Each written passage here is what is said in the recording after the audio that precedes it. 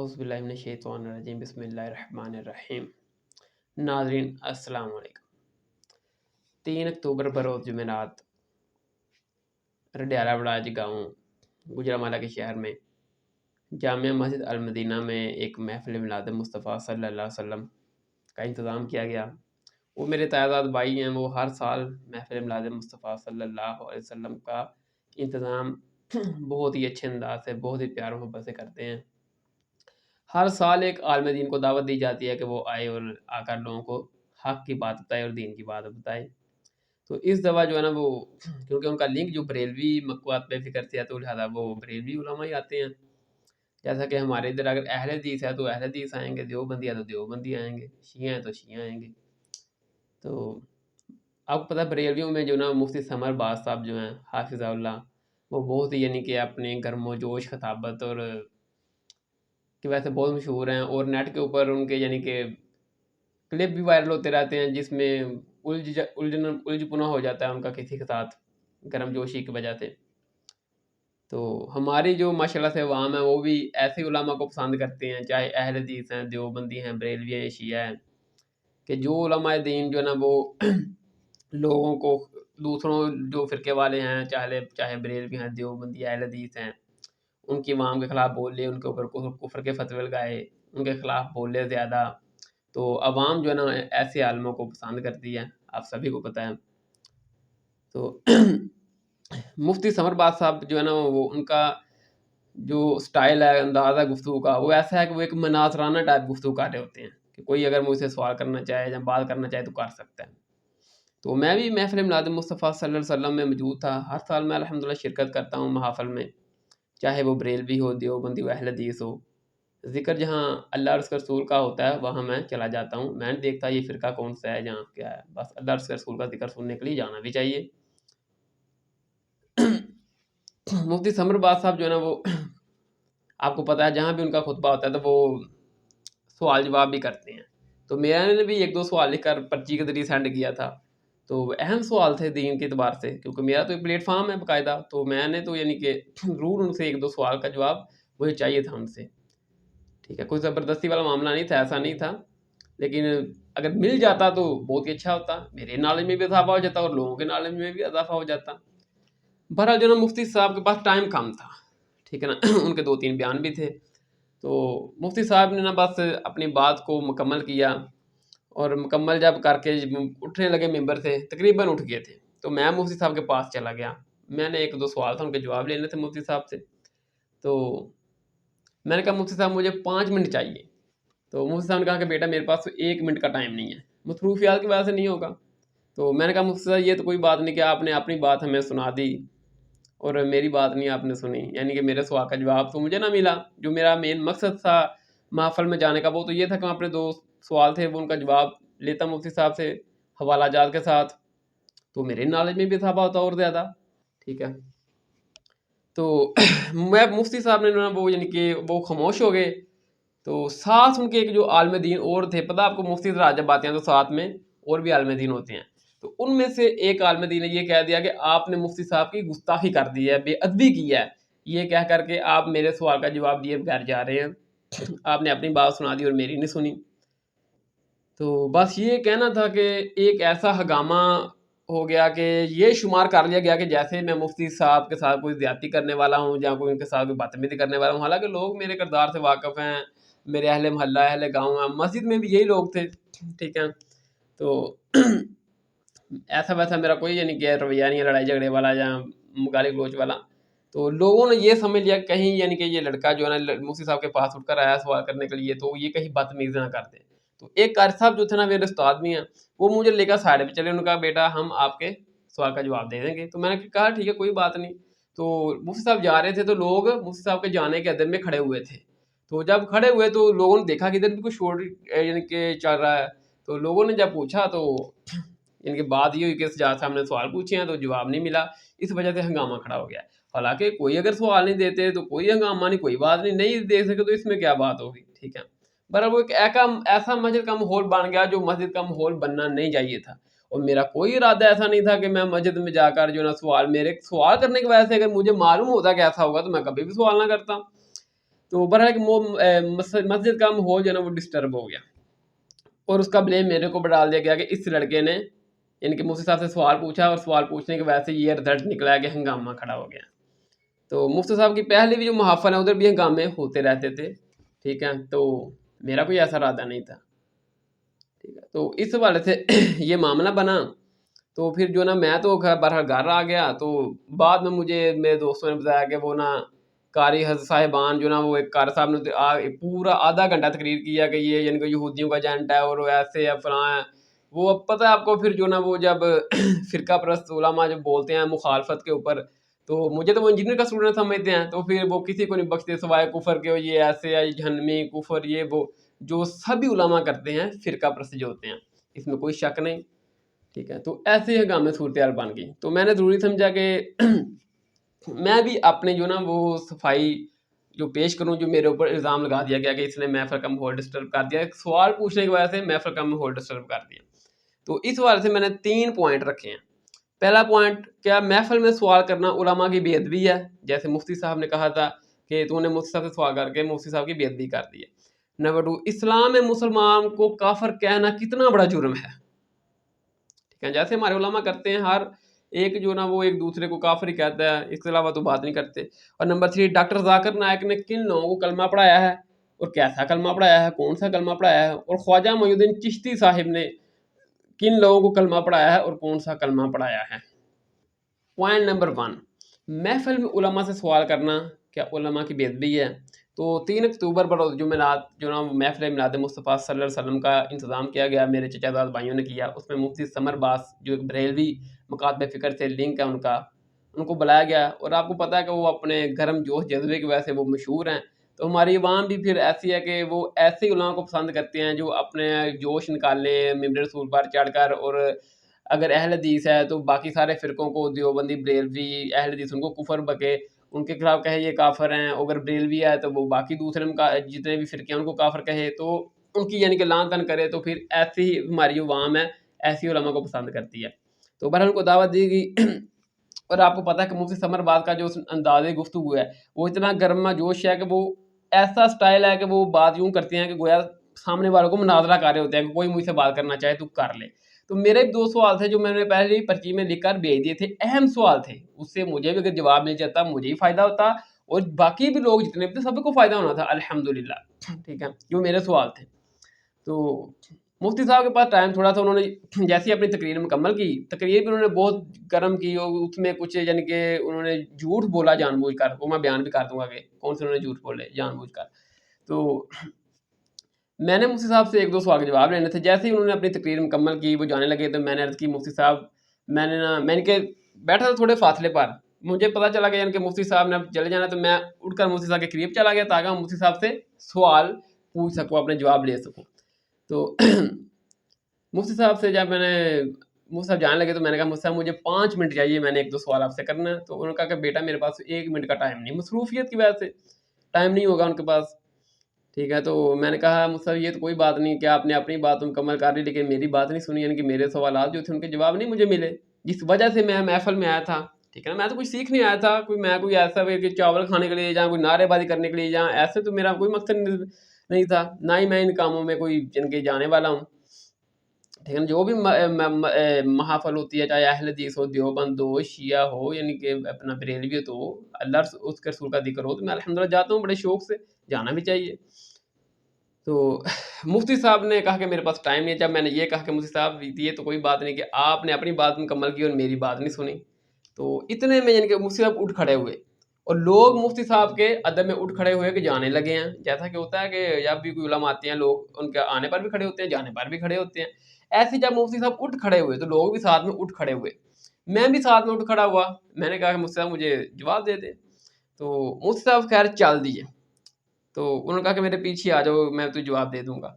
जब चल दिए, तो लोगों ने ये शुमार कर लिया कि मैं कहीं, यानी कि जो मेरा उठना, लोगों ने ये शुमार किया कि मैं कहीं मुफ्ती साहब के साथ कोई बदतमीज़ी ना कर दूँ। ठीक है? तो उधर एक मुफ्ती साहब के साथ मौलवी साहब आए थे, उन्होंने ये भी कर दिया कि तूने यानी कि मुफ्ती साहब की बेअदबी की है, तौहीन की है। यानी कि मुफ्ती साहब से सवाल कर टाइम माँग कर तूने गोया मुफ्ती साहब की बेअदबी कर दिया, तौहीन कर दी है। जब उस मौलवी साहब ने ये बात कही ना, تو جو پاس اور علماء تھے ان کے اور کچھ کرنے ہو گئے کہ کہیں یار یہ لڑکا مفتی صاحب کے ساتھ کوئی بدتمیزی نہ کر دے. حالانکہ میرے محلے میں, میرے علاقے میں, میرے رویے سے لوگ واقف ہیں کہ میں نے گالی گلوچ نہیں کی, کبھی کسی لڑائی جھگڑا نہیں کیا, تو میں نے مسجد میں کیا مفتی صاحب سے اس طرح کا معاملہ کرنا تھا. بہرحال وہ شک میں مبتلا ہو گئے. تو اتنے میں نا ہمارے ایک میرے استاد تھے, وہ مجھے لے کر سائڈ پہ چلے گئے. ان کا سجاد بھائی ہم آپ کے سوال کا جواب دیں گے, تو اس میں کوئی پریشانی والا معاملہ نہیں ہے. تو بہرحال جو لوگ تھے وہ مفتی صاحب کے جانے کے بعد سے کھڑے ہو چکے تھے. تو ادھر جو نا میرے اساتذہ مجھے گائیڈ کر رہے تھے, ہم آپ کے سوال کا جواب دے دیں گے. تو میں نے کہا کر صاحب کوئی بات نہیں, آپ دے رہے ہیں, اس کے علاوہ کوئی بات نہیں ہوئی. لیکن وہ کھڑے لوگوں نے جب دیکھا ادھر کوئی گل بات چل رہی ہے, تو آپ کو پتا ہے لوگ پھر دیکھتے ہیں کیا مسئلہ ہے. تو دیکھا دیکھی نا ایک ہنگامہ کھڑا ہو گیا. حالانکہ میرا ایسا کوئی ارادہ نہیں تھا کہ یار میری وجہ سے مسجد میں ماحول ڈسٹرب ہو, جہاں کوئی اس طرح کا ہنگامہ ہو. بہرحال اس طرح دیکھا جو نا وہ مسجد کا ماحول ڈسٹرب ہو گیا, جو ایسا ہونا نہیں چاہیے تھا کبھی بھی. ٹھیک ہے, تو وہ سارا بلیم میرے کو اوپر ڈال دیا گیا کہ اس بچے نے سوال پوچھا مفتی صاحب سے, جس کی وجہ سے سارا ہنگامہ کھڑا ہوا ہے. نہ یہ بچہ سوال پوچھتا تو نہ اس طرح کا معاملہ ہوتا. تو میں تو گیا ہی اپنے سوالات کے جواب لینے کے لیے تھا, ورنہ مجھے یعنی کہ کون سی روز یا تھا ویسا معاملہ. مجھے پتا مجھ سے بڑی جوشیدگی گفتگو کرتے ہیں. ٹھیک ہے, تو اس حوالے سے یعنی کہ جب اس علماء نے کہا نا کہ لوگوں نے یہ مجھے بھی یہ کہنا شروع کر دیا کہ آپ کو کیا ضرورت ہے سوال کرنے کی, تو اس طرح مفتی صاحب کی یعنی کہ بے ادبی ہو گیا, وہ ہمارے مہمان تھے, اس طرح نہیں کرنا چاہیے تھا. تو دیکھیں کہ اگر مفتی صاحب سے سوال کرنے کی وجہ سے مفتی صاحب کی بے ادبی ہو گئی ہے, تو میرے بھائیو آپ سوچیں کہ ہم دین کہاں سے سیکھیں گے؟ ہم علماء سے دین سیکھیں گے نا. اگر علماء سے سوال کرنے کی وجہ سے ان کی بے ادبی ہو جاتی ہے, تو بتاؤ ہم دین کہاں سے سیکھیں گے؟ ٹھیک ہے, تو اس حوالے سے تو آپ سورہ عبس میں دیکھیں کہ نبی صلی اللہ علیہ وسلم نے جب اعلان نبوت کیا, آپ کے اوپر وحی کا نزول ہوا, تو آپ نے کافروں کو دعوت دی, جو بڑے بڑے کافر تھے, ابو جہل, عتبہ, شیبہ, کہ آپ جو ہے نا میرے اوپر ایمان لے کر آئیں, کیونکہ میں اللہ کا نبی ہوں, اور اس کتاب کے اوپر ایمان لے کر آئیں. یعنی کہ آپ نبی صلی اللہ علیہ وسلم کافروں کو مسلمان کر رہے تھے, اسلام میں داخل کر رہے تھے, یہ دعوت پیش کر رہے تھے آپ کافروں کو. تو اتنے میں ایک نابینا صحابی آئے, عبداللہ ابن مکتوم, کیونکہ وہ نبینا تھے, وہ دیکھ نہ سکے کہ نبی صلی اللہ علیہ وسلم کافروں سے گفتگو کر رہے ہیں, کافروں کو دین کی تبلیغ کر رہے ہیں, اور انہوں نے نبی صلی اللہ علیہ وسلم کی بات کاٹ کر نبی صلی اللہ علیہ وسلم سے کوئی دین کا مسئلہ پوچھا کہ یا رسول اللہ مجھے یہ سوال ہے, اس کا مجھے یعنی کہ کوئی مسئلہ بتا دیں. تو نبی صلی اللہ علیہ وسلم کو یہ بات ناپسند آئی کہ یعنی کہ صحابی نے میری یعنی کہ میں کافروں کو دین کی تبلیغ کر رہا ہوں اور ان کو ان کے مسلمان اسلام میں داخل کر رہا ہوں. تو صحابی نے میری بات کاٹ کر اپنا سوال بیچ میں رکھ دیا کہ یا رسول اللہ مجھے میرے سوال کا جواب دیجیے, یہ میرا مسئلہ ہے. تو نبی صلی اللہ علیہ وسلم کو یہ بات اس صحابی کی ناپسند آئی. ٹھیک ہے, تو آپ کچھ ناراض ہوئے, تو نبی صلی اللہ علیہ وسلم نے اس صحابی کے سوال کا جواب نہیں دیا. تو جب آپ نے کافروں سے گفتگو کی اور یعنی کہ بات مکمل ہوگی کافروں سے, تو کافر لوگ چلے گئے.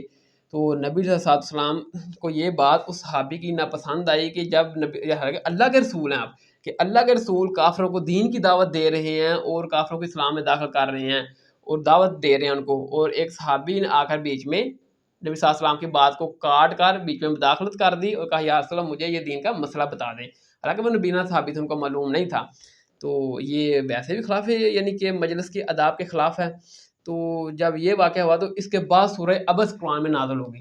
ٹھیک ہے نا, اس میں اللہ تعالیٰ کی ذات نے نبی علیہ السلام کے اس عمل پر ناپسندیدگی کا اظہار کیا, کہ اس عمل پر کہ جو صحابی چل کے آئے تھے انہوں نے آپ کی بات کاٹ دی, وہ دیکھ نہیں سکتے تھے, تو انہوں نے آپ سے دین کا سوال پوچھا اور نبی صلی اللہ علیہ وسلم نے ان کے سوال کا جواب نہ دیا اور آپ کچھ ناراض ہوئے.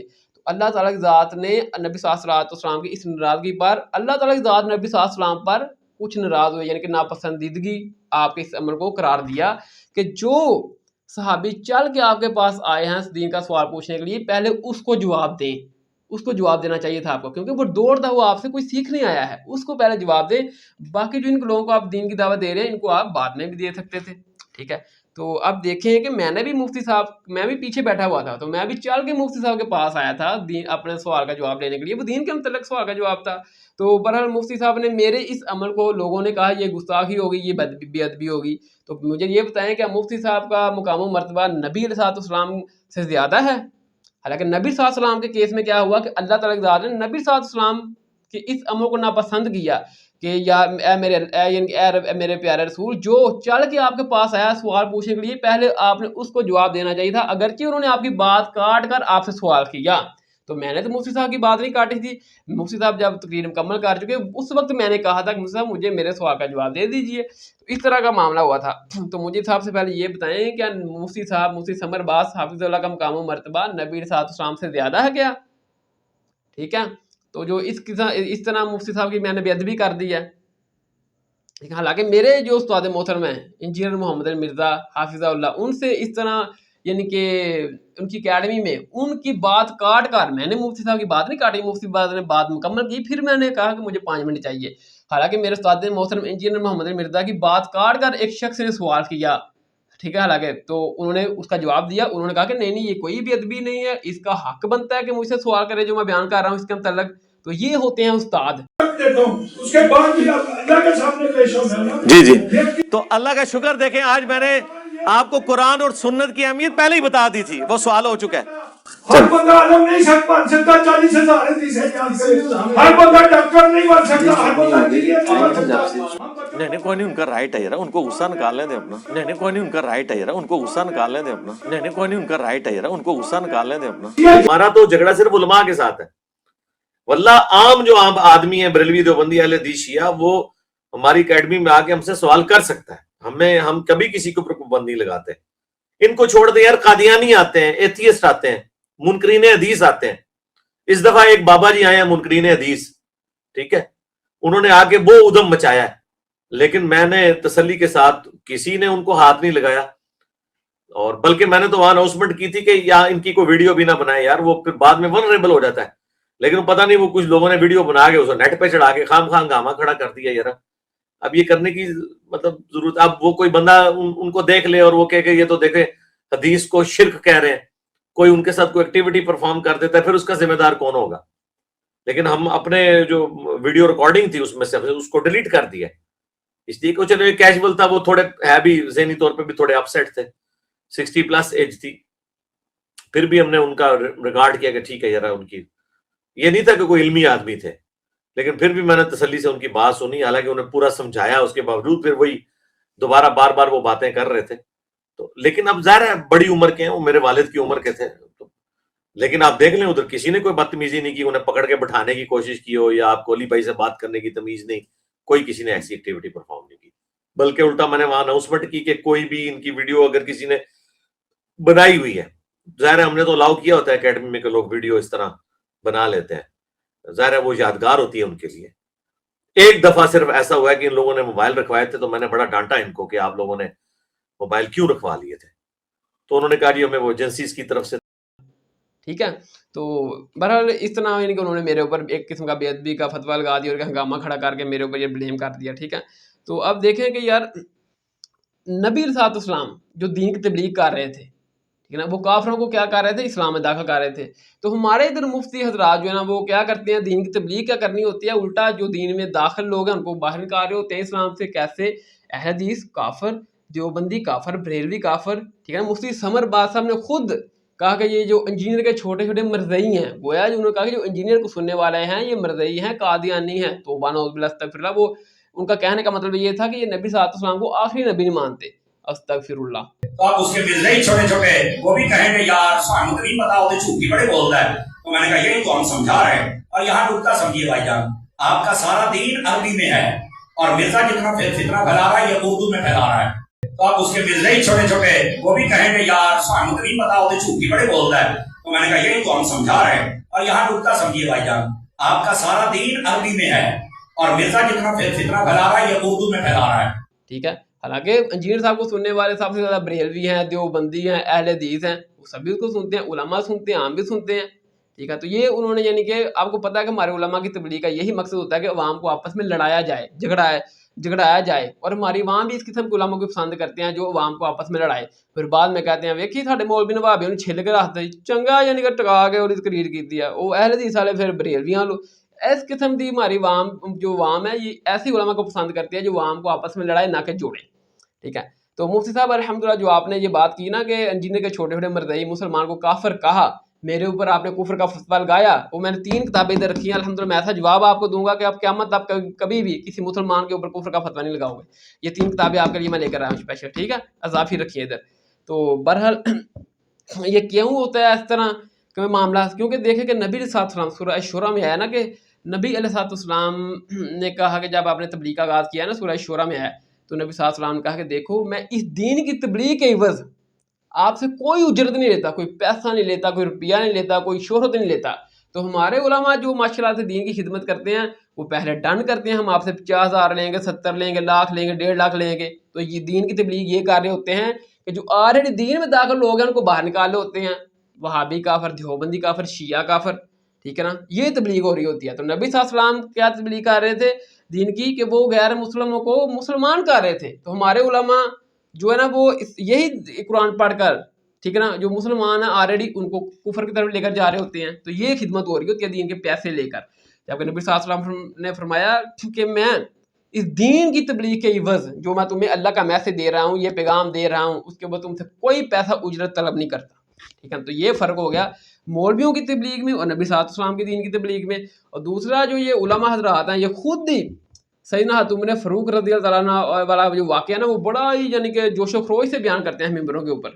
ٹھیک ہے نا، وہ کیا واقعہ ہے کہ سیدنا عمر فاروق رضی اللہ عنہ جو 3 بر اعظموں کے خلیفہ ہیں، خلیفہ راشد ہیں، اور سیدنا عمر فاروق رضی اللہ عنہ کے متعلق نبی صلی اللہ علیہ وسلم نے فرمایا کہ اگر میرے بعد کوئی نبی ہوتا تو عمر فاروق ہوتا. اتنا مقام و مرتبہ سیدنا عمر فاروق کا کہ نبی صلی اللہ علیہ وسلم نے فرمایا کہ میرے بعد کوئی نبی ہوتا تو عمر ہوتا. خلیفہ راشد 3 بر اعظموں پر حکومت، وہ حضرت عمر فاروق رضی اللہ عنہ ایک مرتبہ ممبر پر چڑھ کر خطبہ دینے لگے. یوں ہی خطبہ دینے لگے، انہوں نے اس دن نیا سوٹ پہنا تھا، نواں سوٹ پایا تھا. ٹھیک ہے، تو جب وہ خطبہ دینے لگے تو ادھر سامنے حضرت سلیمان فارسی کھڑے ہو گئے اور کھڑے ہو کر کہنے لگے اے عمر پہلے ہماری بات سنو پھر ہم آپ کا خطبہ سنیں گے، پہلے ہماری بات سنو پھر ہم آپ کا خطبہ سنیں گے. حضرت عمر نے کہا سناؤ. تو حضرت سلیمان فارسی نے کہا کہ دیکھو عمر، جو بیت المال سے ہمیں کپڑا ملا ہے نیا، ہمیں بھی سوٹ ملا ہے، آپ کو بھی ملا ہے، سب کو ملا ہے، اس سوٹ سے آپ کے جسم کے مطابق سوٹ نہیں بن سکتا تھا. آپ نے مکمل سوٹ پہنا ہوا ہے، وہ بتائیں دوسرا کپڑا کدھر سے آیا.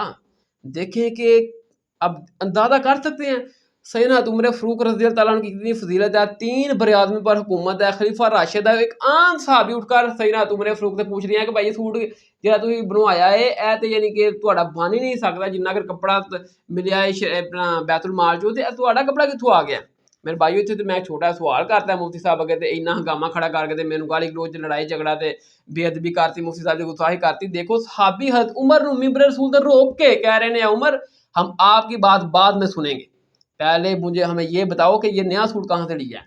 تو سیدنا عمر فاروق نے بالکل نہیں کہا آپ کو تمیز نہیں، میں خلیفہ راشد ہوں، میرے بارے میں سیدنا نبی صلی اللہ علیہ وسلم کا فرمان ہے کہ میرے بعد کوئی نبی ہوتا تو عمر ہوتا. 3 بر اعظم میں میری حکومت ہے، لوگ ڈرتے ہیں میرے نام سے، اور تم مجھے اس قسم کا سوال کر رہا ہے، لوگوں میں مجھے بزت کر رہا ہے. نہیں ہے، تم نے بالکل ایسا نہیں کہا. تم نے کہا کہ دیکھو آپ کی بات صحیح ہے کہ جو کپڑا ہمیں بیت المال سے ملا تھا اس سے میرا مکمل سوٹ بالکل نہیں بن سکتا تھا، لیکن یہ جو سوٹ میرا مکمل بنا ہے نا آدھا میرا ہے، آدھا میرا جو بیٹا تھا نا عبداللہ بن عمر اس نے مجھے گفٹ کیا ہے اپنے حصے کا سوٹ، تو وہ 2 ملا کر ہمارا سوٹ مکمل ہوا ہے اور میں نے پہن لیا، سلوا لیا. حضرت سلمان فارسی کہا ہاں عمر 2 سوٹ ملا کر آپ کا سوٹ بن سکتا تھا، اب آپ خطبہ دے سکتے ہیں، یعنی کہ ادھر ہی روک لیا. تو میرے بھائیوں کیا سیدنا عمر مجھے یہ بتائیں کہ جو میں نے مفتی ثمر باز سے بیچ میں نہیں روکا، لاسٹ پار جب جانے لگے تو میں نے کہا آپ کو یہ 5 منٹ چاہیے، تو لوگوں نے کہا یہ بے ادبی ہوگی، گستاخی ہوگی، اس کو ان کے مہمان کی عزت کرنا نہیں آتی. تو کیا مفتی ثمر باز حافظ اللہ کا مقام و مرتبہ سیدنا عمر فاروق رضی اللہ تعالیٰ عنہ سے زیادہ ہے؟ ایک صحابی نے ممبر پر روک لیا، کہا کہ آپ کا خطبہ اس وقت نہیں سنیں گے، پہلے یہ بتائیں یہ کدھر سے یعنی کہ آپ نے سوٹ لیا ہے. ٹھیک ہے، تو آپ مجھے بتائیں اب یہ اس کا جواب کس طرح گستاخی ہوگی. تو بھائیو بات یہ ہے کہ ہماری عوام جو ایسی ہے کہ وہ جو نا اتنی بڑی فرقہ پرست ہو گئی ہے کہ وہ اہل حدیث جو اگر علماء بیان حق بھی بیان کر رہا ہوگا نا کہ وہ کہیں گے یہ غلط ہے، اس طرح کوئی بریلوی حق بھی بیان کر رہا ہوگا دوسرے کہیں گے یہ غلط ہے. اور کوئی بریلوی آ کر یا کوئی دوسرے فرقہ کا اگر کسی مولوی کو سوال کر لے تو سمجھ لو پھر تو یہ لوگ ایک قسم کی قتل و غارت پر ادھر آتے ہیں، تیری کڈی ضرورت ہوئی تو ساڈے مولوی پوچھ لیں. ٹھیک ہے، تو حالانکہ دین جو ہے مولویوں سے پوچھنا ہے، وہ خود ہی کہتے ہیں ہم سے دین پوچھ کر لے کر چلیں، ٹھیک ہے، پوچھ کر چلیں. تو بہرحال ایک تو یہ ہو گیا. تو دوسرا یہ ہے کہ جب مفتی ثمر باز آپ کو پتہ ہے یہ وہ جو شیریں ہیں گرمائش گرم کھاتے ہیں، اور پھر انہوں نے دوران تقریر ٹھیک ہے نا کچھ جھوٹی باتیں بھی کی، انہیں سے میں 2-3 ہائی لائٹ کرتا ہوں. ٹھیک ہے نا، انہوں نے پہلی بات تو یہ کہی کہ इंजीनियर के छोटे छोटे मरज़ई, यानी कि जितने भी इंजीनियर को सुनते हैं, हालांकि इंजीनियर को सुनने उसका अपना तो कोई फ़िरका है कोई नहीं, वो जितने भी सुनते हैं सबसे ज़्यादा बरेलवी सुनते हैं, फिर देवबंदी अहले हदीस सभी सुनते हैं, ठीक है ना। तो उन्होंने कहा जो भी इसको सुनता है ना गोया यानी कि वो काफिर है, इंजीनियर को सुनता है। जैसे ये उलामा करते हैं कि सुन्नी काफिर, वहाबी काफिर, देवबंदी काफिर, शिया, सारे उलामा एक दूसरे को काफिर काफिर कह रहे होते हैं। तो आप उसके मिलते ही छोटे छोटे वो भी कहेंगे यार सानू तो नहीं पता, वो झूठी बड़े बोलता है। तो मैंने कहा यही तो हम समझा रहे हैं। और यहाँ नुक्ता समझिए भाईजान, आपका सारा दीन अरबी में है और मिर्जा जितना फितना फैला रहा है ये उर्दू में फैला रहा है। ये उलामा का रवैया है दीन की तबलीग का, ठीक है। तो दूसरा उन्होंने ये कहा कि देखो जी डॉक्टर जाकिर नायक ने जो है वो तो किसी को कलमा नहीं पढ़ाया, मुझे तो आज तक नहीं नजर आया। हालांकि मुफ्ती साहब सोशल मीडिया देखते हैं, आपको नजर नहीं आया कभी आपने झूठ बोल रहे हो कि उसको किसी ने उसने किसी को कलमा नहीं पढ़ाया, ठीक ना। और मिसाल दे रहे थे ये बम फटे तो पता चल जाता है, अगर इसने कलमा पढ़ाया होता तो पता चलता। हालांकि वो मुझे समझ नहीं आती है एन मुसलमान की एन मुसलमान की मैं कहा जिवें ईरान वाले चौथे दिन बम सिटते ने उन्होंने नाल बंदा कोई नहीं मारता, पता नहीं की सिटते ने ते किथे सिटते ने, ओदा ही इन्हें पता नहीं किहड़े मुसलमान कीते ने, सानू नहीं नजर आउंदे ते जेहड़े मेरे ख्वाजा मोइन ने कीते सी अज भी नजर आउंदे पए। मेरा नाम श्वेता अग्रवाल है और मैं आज़म कैंपस में बीएससी सेकेंड ईयर की स्टूडेंट हूँ। मैं पिछले 2 साल से पूरे रोज़े रखती हूँ और 5 वक्त की नमाज़ पढ़ती हूँ। इसलिए मैं आज यहाँ पर पूरे लोगों को गवाह रखकर इस्लाम कबूल करना चाहती हूँ। मेरी ख्वाहिश है कि आप मुझे कलमा पढ़ाएं और मेरा एक नाम भी सजेस्ट करें प्लीज़।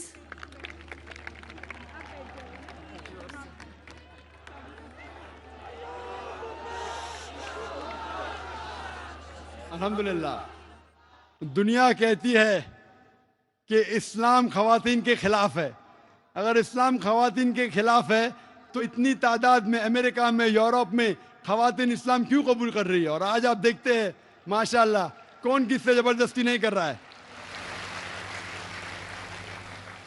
मैं आपसे पूछना चाहता हूँ कि आप एक खुदा में मानती है? हाँ जी, मैं मानती हूँ कि अल्लाह एक है और अल्लाह के आखिरी पैगंबर मोहम्मद सल्लल्लाहु अलैहि वसल्लम है। माशाअल्लाह। मैं ये पूछना चाहता हूँ कि किसी ने भी आपसे जबरदस्ती की इस्लाम कबूल करने के लिए? जी नहीं, मैं दिल से इस्लाम कबूल करती हूँ। माशाअल्लाह। आप कई साल से आज़म कैंपस में हैं जी, और अगर किसने भी आपसे जबरदस्ती नहीं की और इस्लाम दिल से कबूल करना चाहते हैं तो मैं कलमा पढ़ाऊंगा इंशाल्लाह। जी, मैं अरबी में कहूँगा और आप दोहराइए इंशाल्लाह। जी। अशहदु अशहदु अल्लाह अल्लाह इलाहा इलाहा इल्लल्लाह इल्लल्लाह व अशहदु अन्ना अन्ना मोहम्मद मोहम्मद रसूलुल्लाह। रसूलुल्लाह। मैं गवाही देती हूँ मैं गवाही देती हूँ कि अल्लाह के अलावा कोई दूसरा माबूद नहीं है, कोई दूसरा माबूद नहीं है और मोहम्मद सल्लल्लाहु अलैहि वसल्लम आखिरी पैगंबर है, आखिरी पैगंबर है। माशाल्लाह। आप मुसलमान हो चुकी है। मैंने जिधर सोशल मीडिया पर देखे डॉक्टर जाकिर नायक कलमा पढ़ा रहा है, सामने इनके कैमरे में लोग पढ़ रहे हैं कलमा, ठीक है ना। अभी भी पाकिस्तान में माशाल्लाह से आए हुए हैं, इधर भी इनके मामला ये चल रहा है उनका। तो हर डॉक्टर जाकिर नायक से मेरा यजीद के मसले पर इख्तलाफ है, मेरा लेक्चर है पूरा यजीद के बारे से, मैंने डॉक्टर जाकिर नायक की मुखालफत की है उधर, ठीक है ना। तो मेरा ये है कि जो भी बात सही कहीं से भी मिले, अहले हदीस, देवबंदी, शिया, डॉक्टर जाकिर नायक, इंजीनियर, जिस किसी से भी कुरान हदीस की बात मिले सही वो ले लो, और जिस किसी से जो कोई भी कुरान हदीस से मुखालफत करे वो छोड़ दो, चाहे कोई भी हो, ठीक है। तो उसने दूसरा ये झूठ बोला कि डॉक्टर जाकिर नायक ने तो किसी को कलमा नहीं पढ़ाया, ठीक है। तो हमारे ख्वाजा मोइनुद्दीन चिश्ती ने कलमा पढ़ाया है, वो मैं बताऊंगा आज। हिस्ट बीस के ख्वाजा मोइनुद्दीन चिश्ती ने कौन सा कलमा पढ़ाया है बताऊंगा मैं आपको, ठीक है। ये 3 किताबें मैंने इसलिए इधर रखी हैं, ठीक है। इसका मैं आज जवाब लूंगा, तो इसे मुफ्ती क़यामत तक आपको चैलेंज दे रहा हूँ, इन किताबों का मैंने आपसे जवाब लेना है जो इन किताबों में लिखा हुआ है, ठीक है। तो वो ना तीसरी उन्होंने जो बात की ना वो ये कि इंजीनियर साहब को तो एक कुरान का वर्का नहीं पढ़ना आता और बातें करते हैं कि यो में से बैठ जाओ ऐसे ऐसे है, ये भी बिल्कुल झूठ है। इंजीनियर साहब ने अपना पूरा कुरान का यानी कि पेज पढ़कर अपलोड किया हुआ है इन उलामा की यानी कि कहने के ऊपर कि इसको कुरान नहीं पढ़ना आता। और इंजीनियर साहब ने यही कहा कि अब आपके जो बड़े बड़े आलम दीन है जिनको आप कहते हैं बड़े बड़े आलम हैं, वो भी यानी कि अब कुरान का वर्का पढ़ के अपलोड करें। उन्होंने नाम लिए तो किसी ने नहीं किया, इंजीनियर साहब ने कर दिया, बाकी किसी ने किया। ये एक सफा कुरान मजीद का पढ़ के दिखा दे बगैर गलती के, एक सफा। सुभान अल्लाह। एक सवारा नहीं मैंने कहा, एक ये पढ़ के दिखा, नहीं पढ़ सकता। फिर भी मैंने इनको कहा था कि अपना कोई बड़ा जो तुमने डिक्लेयर किए हुए ना, मुफ्ती तकी उस्मानी, मुफ्ती मुनीब और साजिद मीर, तीनों फिरकों के, कोई इन तीनों में से जिसको बेहतरीन कारी समझते हो ना, कुरान की तिलावत करे। अगला सूरज मैं तुलू नहीं होने दूंगा, मैं भी उसी हिस्से को तिलावत करूंगा जो उसने वीडियो चढ़ाई होगी। पब्लिक फैसला करेगी कि किसकी किरात अच्छी है। आज तक ये चैलेंज नहीं पूरा कर सके, ना वो गले फाड़ने वाले ना दूसरे। चेक हो जाएगा ना। डॉक्टर इसरा 10 लाख रुपए इनाम देता हूँ, मेरे सामने कुरान पाक ऊपर से पढ़ के, जहां से मैं कहूँ पढ़ के दिखा दे सकता। ये कुरान है, आप अपनी मर्जी से कहीं से खोले, मैं आपको पढ़ के बता। वो जो आपने पढ़ना पहले आप खुद भी पढ़ेंगे, फिर मैं पढ़ूंगा। मैं पढ़ दूंगा, ठीक है। आप रैंडमली कोई सबक खोल दे जी, 5-6 सभी आगे पीछे करेंगे ना, कहीं वो पहले निशान लगा हुआ है। कौन से रुकू से? या अय्युहल्लज़ीना आमनू उज़्कुरू निअमत। अऊज़ु बिल्लाहि मिनश शैतानिर रजीम। बिस्मिल्लाहिर रहमानिर रहीम। या अय्युहल्लज़ीना आमनू उज़्कुरू निअमतल्लाह اذكروا نعمة الله عليكم إذ جاءتكم جنود فأرسلنا عليهم ريحا وجنودا لم تروها وكان الله بما تعملون بصيرا۔ 10 लाख रुपए इनाम देता। तो ये इन्होंने बहरहाल मिंबर रसूल के ऊपर ये झूठ बोले। बाकी भी और यानी कि आपको पता है कि उलमा जो फिर फिरका परस्त हैं वो कहते हैं कि अहले हदीस देवबंद शिया जो एक ही किस्म की कुफर के अलावा ये बोलते नहीं हैं।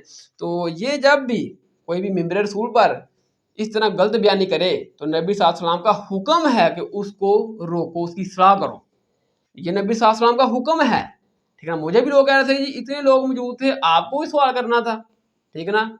जब इतने लोगों ने सवाल किया तो आपने क्यों किया, ठीक है ना। तो ये है कि इसमें ये देखिए सही मुस्लिम में कि नबी सल्लल्लाहु अलैहि वसल्लम का हुक्म है कि जब आपके सामने कोई गलत बयानी करे तो उसको रोको, उसकी इस्लाह करो, ठीक है। तो ये सही मुस्लिम में है कि जो मरवान था ना, वो सैयदना हज़रत मौला अली अलैहिस्सलाम को गालियाँ निकालता था मिंबर के ऊपर खुतबे में। तो सहाबा यानी कि आपको पता है कि सुन्नत तरीका ये है कि ईद की नमाज़ पहले पढ़ी जाती है, खुतबा बाद में दिया जाता है। तो सारे सहाबा पहले नमाज़ पढ़ते, ठीक है, तो बाद में ये खुतबा देता। खुतबे में सैयदना हुज़ूर मौला सल्लल्लाहु अलैहि वसल्लम को गालियाँ निकालता। तो सहाबा फिर सारे ईद की नमाज़ पढ़ के चले जाते। वो कहते थे नमाज हमने पढ़ ली, अब इसने यानी कि बकवास ही करनी है हुज़ूर मौला अलैहिस्सलातु वस्सलाम के बारे में, तो लिहाजा हम जा रहे हैं, तू अकेला लगा रहा है। तो इसने क्या तरकीब सोची, इसने कहा कि यार मेरी बात तो इस तरह सुनता कोई नहीं, मैंने तो हुज़ूर मौला अलैहिस्सलातु वस्सलाम पर यानी कि इस तरह बकवास करनी होती है, तो ये लोग चले जाते हैं नमाज़ पढ़ के। इसने तरीका अडॉप्ट किया कि इसने खुतबा पहले देना शुरू कर दिया नमाज से, ईद की नमाज से, यानी कि सुन्नत को बदल दिया नबी सल्लल्लाहु अलैहि वसल्लम के तरीके को। जब इसने ये काम किया ना, तो ये खुतबा देने लगा ईद की नमाज से पहले। उधर एक शख्स खड़ा हो गया, जब ये दीन में गलती यानी कि गलत काम करने लगा, उधर एक शख्स खड़ा हो गया। तो उसने उठकर कहा, ए मरवान, ये सुन्नत तरीका नहीं है, सुन्नत तरीका ये है कि ईद की नमाज के बाद खुतबा दिया जाए। तो मरवान ने कहा कि वो तरीके गए अब, यानी कि नबी सल्लल्लाहु अलैहि वसल्लम वाले तरीके गए, अब हम हमारी हुकूमत है, अब अपनी मर्जी से लेकर चलेंगे। तो जब उस बंदे ने उस गलती को हाईलाइट किया ना मरवान की, तो उधर अबू सईद खुदरी खड़े हो गए जो सहाबी रसूल हैं। तो सहाबी रसूल ने कहा इस बंदे ने हक अदा कर दिया। क्या हक अदा किया कि मैंने नबी सल्लल्लाहु अलैहि वसल्लम को फरमाते हुए सुना, कहा कि जिस शख्स के सामने कोई खिलाफ शरीयत काम किया जाए, यानी कि उसके साथ कोई दीन में मिलावट कर रहा हो, तो उसके ऊपर फ़र्ज़ है, लाजिम है कि वो उसको हाथ से रोके। अगर हाथ से नहीं रोक सकता तो ज़ुबान से रोके, ज़ुबान से नहीं रोक सकता तो कम से कम उसको दिल में बुरा समझे। और ये कमज़ोर तरीन ईमान की निशानी है जो दिल में बुरा समझता है। तो इस हवाले से बुखारी में भी एक रवायत है कि जब ये मरवान जो है ना हज़रत अमीर मुआविया रज़ी अल्लाह तआला अन्हु की जानब से मदीने का गवर्नर बन के आया, तो इसने गवर्नर में खुतबा देते हुए कहा कि अल्लाह ताला की ज़ात ने हज़रत अमीर मुआविया रज़ी अल्लाह तआला अन्हु को ये बात सुझा दी है कि वो अपने बाद अपने बेटे यजीद को खलीफा बना दे। और साथ में इसने ये कहा कि जैसा कि अबू बकर और उमर ने भी तो अपने बाद खलीफा बनाया था ना, ठीक है ना। इसने ये यानी कि जब साथ में कहा ये इसने गलत बयानी की। क्या गलत बयानी की कि हज़रत अमीर मुआविया रज़ी अल्लाह तआला ने अपने बेटे यजीद को खलीफा बनाया, बेटे को, जबकि देखे सैयदना हज़रत उमर फ़ारूक और अबू बकर ने कि अपने बाद अपने बेटे को खलीफा बनाया। नहीं, उन्होंने नबी सल्लल्लाहु अलैहि वसल्लम का तरीका को पसंद किया कि नबी सल्लल्लाहु अलैहि वसल्लम का तरीका ये था कि मुसलमान अपने मशवरे से अपने लिए खलीफा चुनेंगे, कोई भी ज़बरदस्ती मुसलमानों के ऊपर खलीफा नहीं बन सकता, जब बनाया नहीं जा सकता। ये नबी सल्लल्लाहु अलैहि वसल्लम का तरीका था। और जब हज़रत अमीर मुआविया रज़ी अल्लाह तआला अन्हु ने यानी कि यजीद को बनाया अपने बाद अपने बेटे को, تو اس نے کہا کہ جی ابو بکر اور عمر نے بھی تو اپنے بعد خلیفہ بنایا تھا نا. تو ادھر ابو بکر کا بیٹا اٹھ کھڑا ہوا, اس نے کہا کہ مروان, ابو بکر عمر نے یعنی کہ اپنے بیٹوں کو بنایا تھا, یہ میں بریکٹ میں بات کر رہا ہوں, اسی طرح بول کے تیرا امیر المومنین کیسر و کسرا کے طریقے پر چلنا چاہتا ہے, نبی علیہ السلام کے طریقے پر نہیں.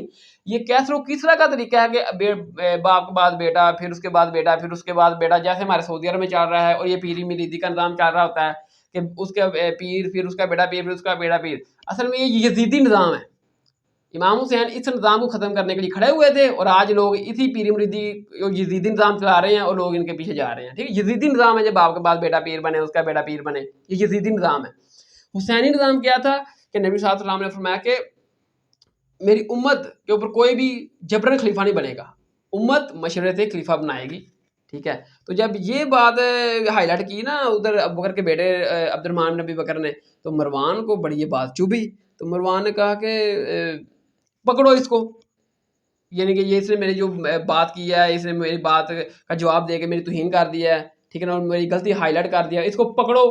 تو جب وہ پکڑنے کے لیے سپاہی نکلے تو جو عبد الرحمن بن ابی بکر تھے, ابو بکر کے بیٹے, وہ ساتھ حجرہ عائشہ تھا معائشہ کا, ادھر چلے گئے اپنی بہن کے گھر. تو پھر اس نے سپاہی بھیجے, اور بعد میں اس نے ادھر کھڑے ہو کر زبان درازی کی, اور اس کا جواب معائشہ نے پھر اس کو دیا.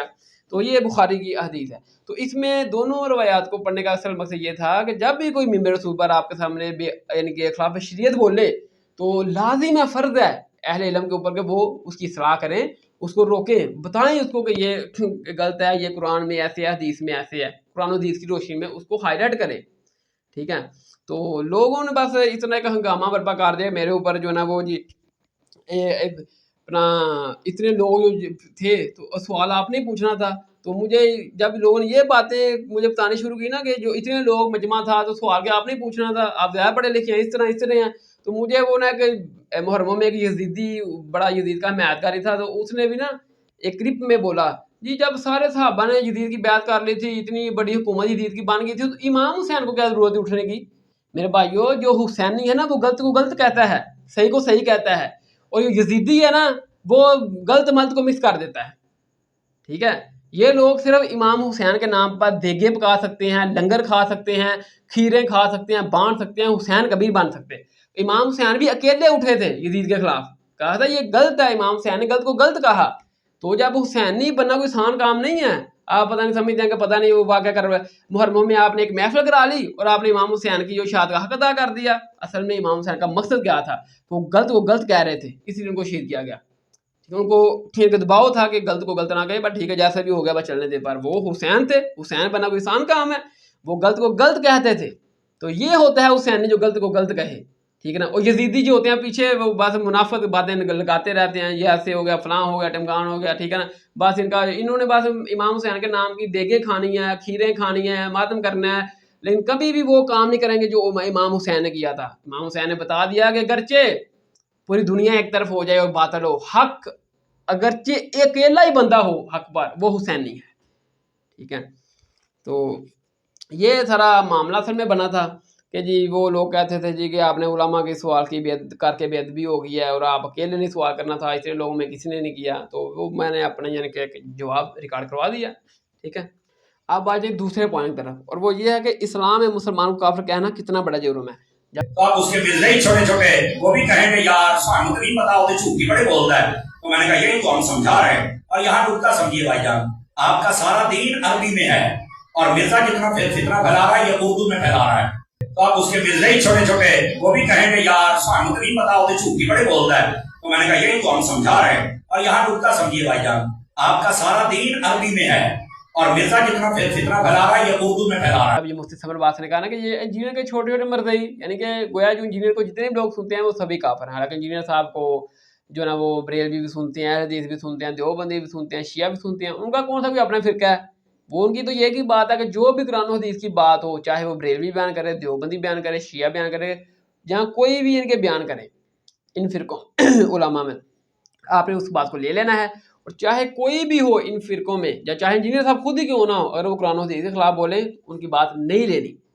دین قرآن حدیث ہے, کوئی مولوی کا نام دین نہیں ہے. ٹھیک ہے, تو بہرحال آپ کو پتہ ہے کہ جو ہمارے ادھر سب کانٹیننٹ برصغیر پاک و ہند میں چل رہا ہے کہ وہ عالم دین جو بریلوی ہے وہ یہ کہتے ہیں کہ صرف ہم مسلمان ہیں، باقی اہل حدیث ہیں، دیوبندی ہے، شیعہ، یہ کافر ہیں۔ اسی طرح باقی سارے علماء بھی کرتے ہیں فرقوں کے کہ بس ہم مسلمان ہیں باقی سارے کافر ہیں، ٹھیک ہے۔ تو بہرحال کفر کا فتویٰ انہوں نے ایک مسلمان کے اوپر لگا کر چھوڑنا ہوتا ہے، اس کے علاوہ یہ بعد آنے والے نہیں ہیں ایسے علماء جو علماء سو ہیں۔ تو انہوں نے جب بولا نا کہ جنہیں کے چھوٹے چھوٹے مرزئی، تو یہ انہوں نے غلط بیانی کی، تو ایک مسلمان کو کافر کہا۔ تو اب میں ان کو جواب دیتا ہوں کہ مسلمان کو کافر کہنا اسلام میں کتنا بڑا گناہ ہے، اور پھر آپ سے میں پوچھوں گا کہ یہ جو گستاخیاں آپ کے بڑوں کی کتابوں میں ہیں، گستاخی ہیں، ان کے اوپر آپ کون سا فتویٰ لگائیں گے؟ مفتی سمر باز صاحب پھر آپ سے میں سوال کروں گا، ٹھیک ہے؟ تو آپ کو پھر جواب دینا پڑے گا۔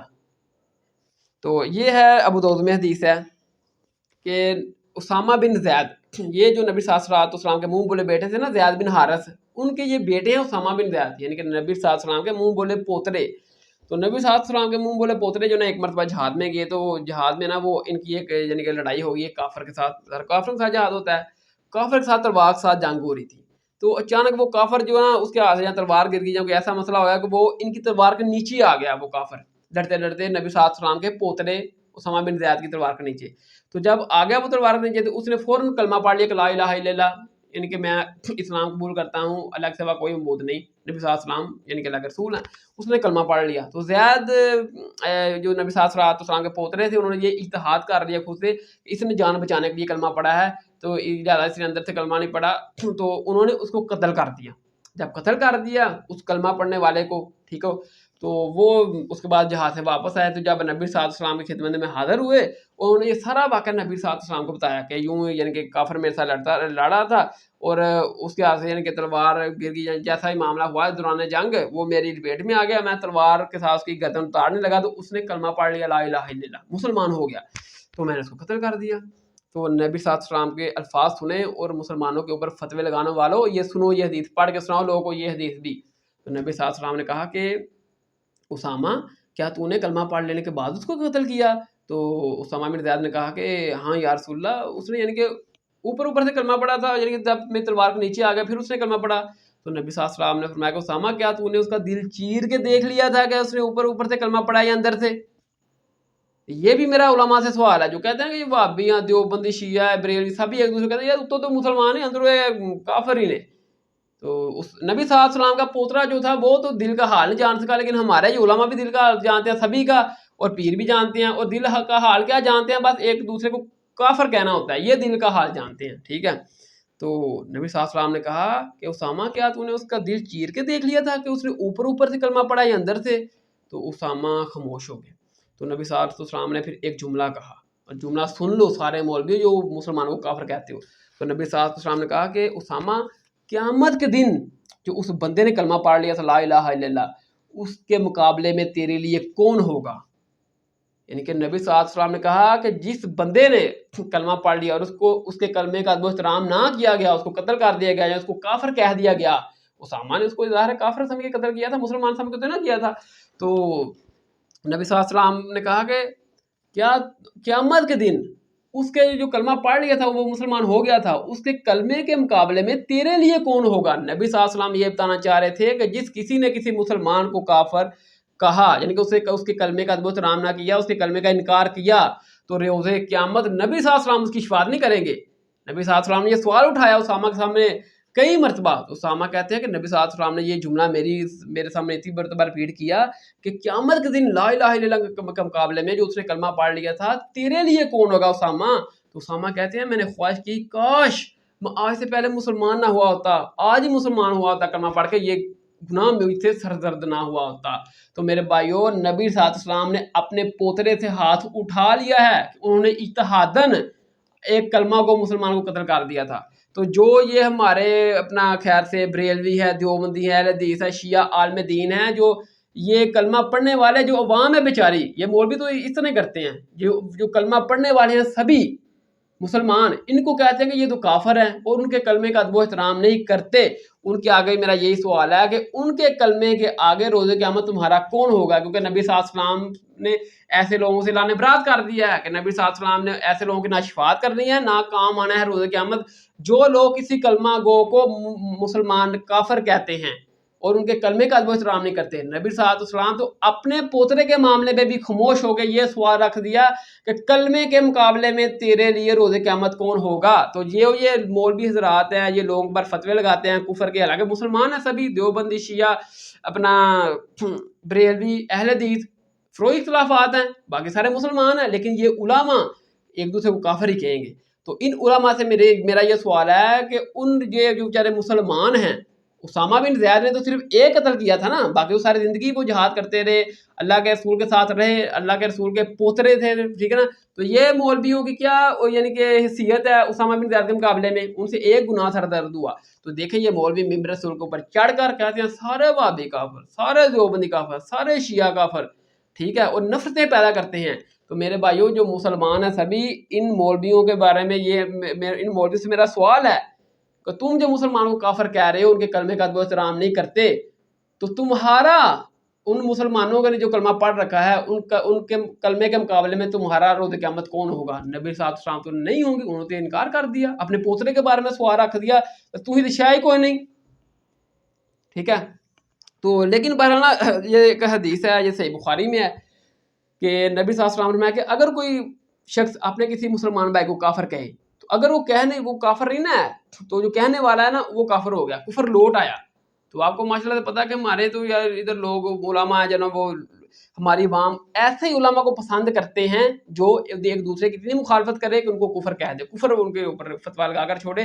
ایسے عالم دین کو ہی پسند کیا جاتا ہے کہ نہ کہ کسی اصلاح کرنے والے کو بلایا جائے، ٹھیک ہے. اب دیکھیں کہ جب یہ قرآن نازل ہوا، جب وحی نازل ہوئی، اللہ کا کلام نازل ہوا نبی صلی اللہ علیہ وسلم پر، تو لوگ گمراہ تھے، کافر تھے.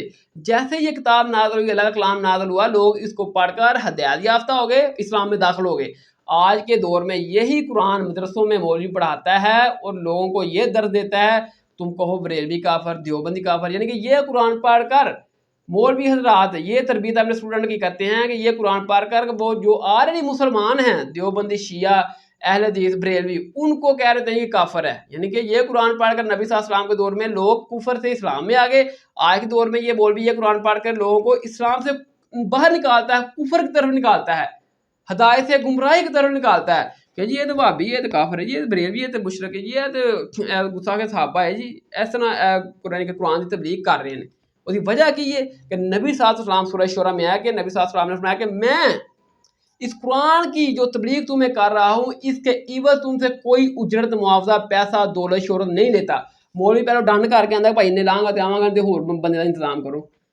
ایسے علماء آندے نے، عوام نو بھڑکا جاندے نے، عوام دے اوتے کفر دے فتوے لگاندے نے، ٹھیک ہے، اے تعلیم سکھاندے نے. حالانکہ آپ دیکھیں اگر ایک گاؤں ہے نا، اس میں ایک مسجد اہل حدیثوں کی ہے، ایک بریلویوں کی ہے، اور سینٹر میں جو عیسائیوں کا گھر ہے، یہ ہمارے علماء ماشاءاللہ سے یہ دین کی خدمت کر رہے ہیں کہ وہ بریلوی اہل حدیثوں کو کہتے رہیں گے یہ کافر ہیں، یہ گستاخ ہیں، اہل حدیث بریلویوں کہتے رہیں گے یہ کافر ہیں، یہ گستاخ ہیں. یعنی کہ ہے دونوں مسلمان، لیکن ایک دوسرے کو یہ کتاب پڑھ کر نہ مسلم ہی نان مسلم ہی ڈکلیئر کریں گے، کفر کی طرف ہی لے کر جائیں گے.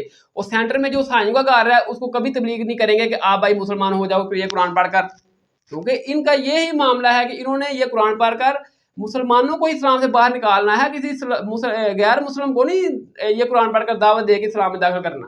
ٹھیک ہے، وہ جو کام ڈاکٹر ذاکر ناگ صاحب کر رہے ہیں، ٹھیک ہے، یہ قرآن پڑھ کر غیر مسلموں کو یعنی کہ مسلمان کر رہے ہیں. ٹھیک ہے، تو ان کے بارے میں ان کی باتیں سن لیں آپ. ٹھیک ہے، تو بہرحال آپ دیکھیں کہ قرآن میں ہے نا کہ سورہ عمران میں کہ تم بہترین امت ہو، کہ تم بہترین امت کیسے ہو کہ تم لوگوں کو نیکی کی دعوت دیتے ہو اور لوگوں کو برائی سے روکتے ہو. ٹھیک ہے، تو ماشاءاللہ سے آپ دیکھ لیں ہمارے جو علماء کیا خدمت کر رہے ہیں، لوگوں کو نیکی دعوت کیا دینی ہوتی ہے، کسی کی اصلاح کیا کرنی ہوتی ہے، بس صرف فتوے لگاتے ہیں کہ وہابی کافر ہے، اس طرح یہ کافر ہے، اس طرح یہ کافر ہے، یہ کافر ہے.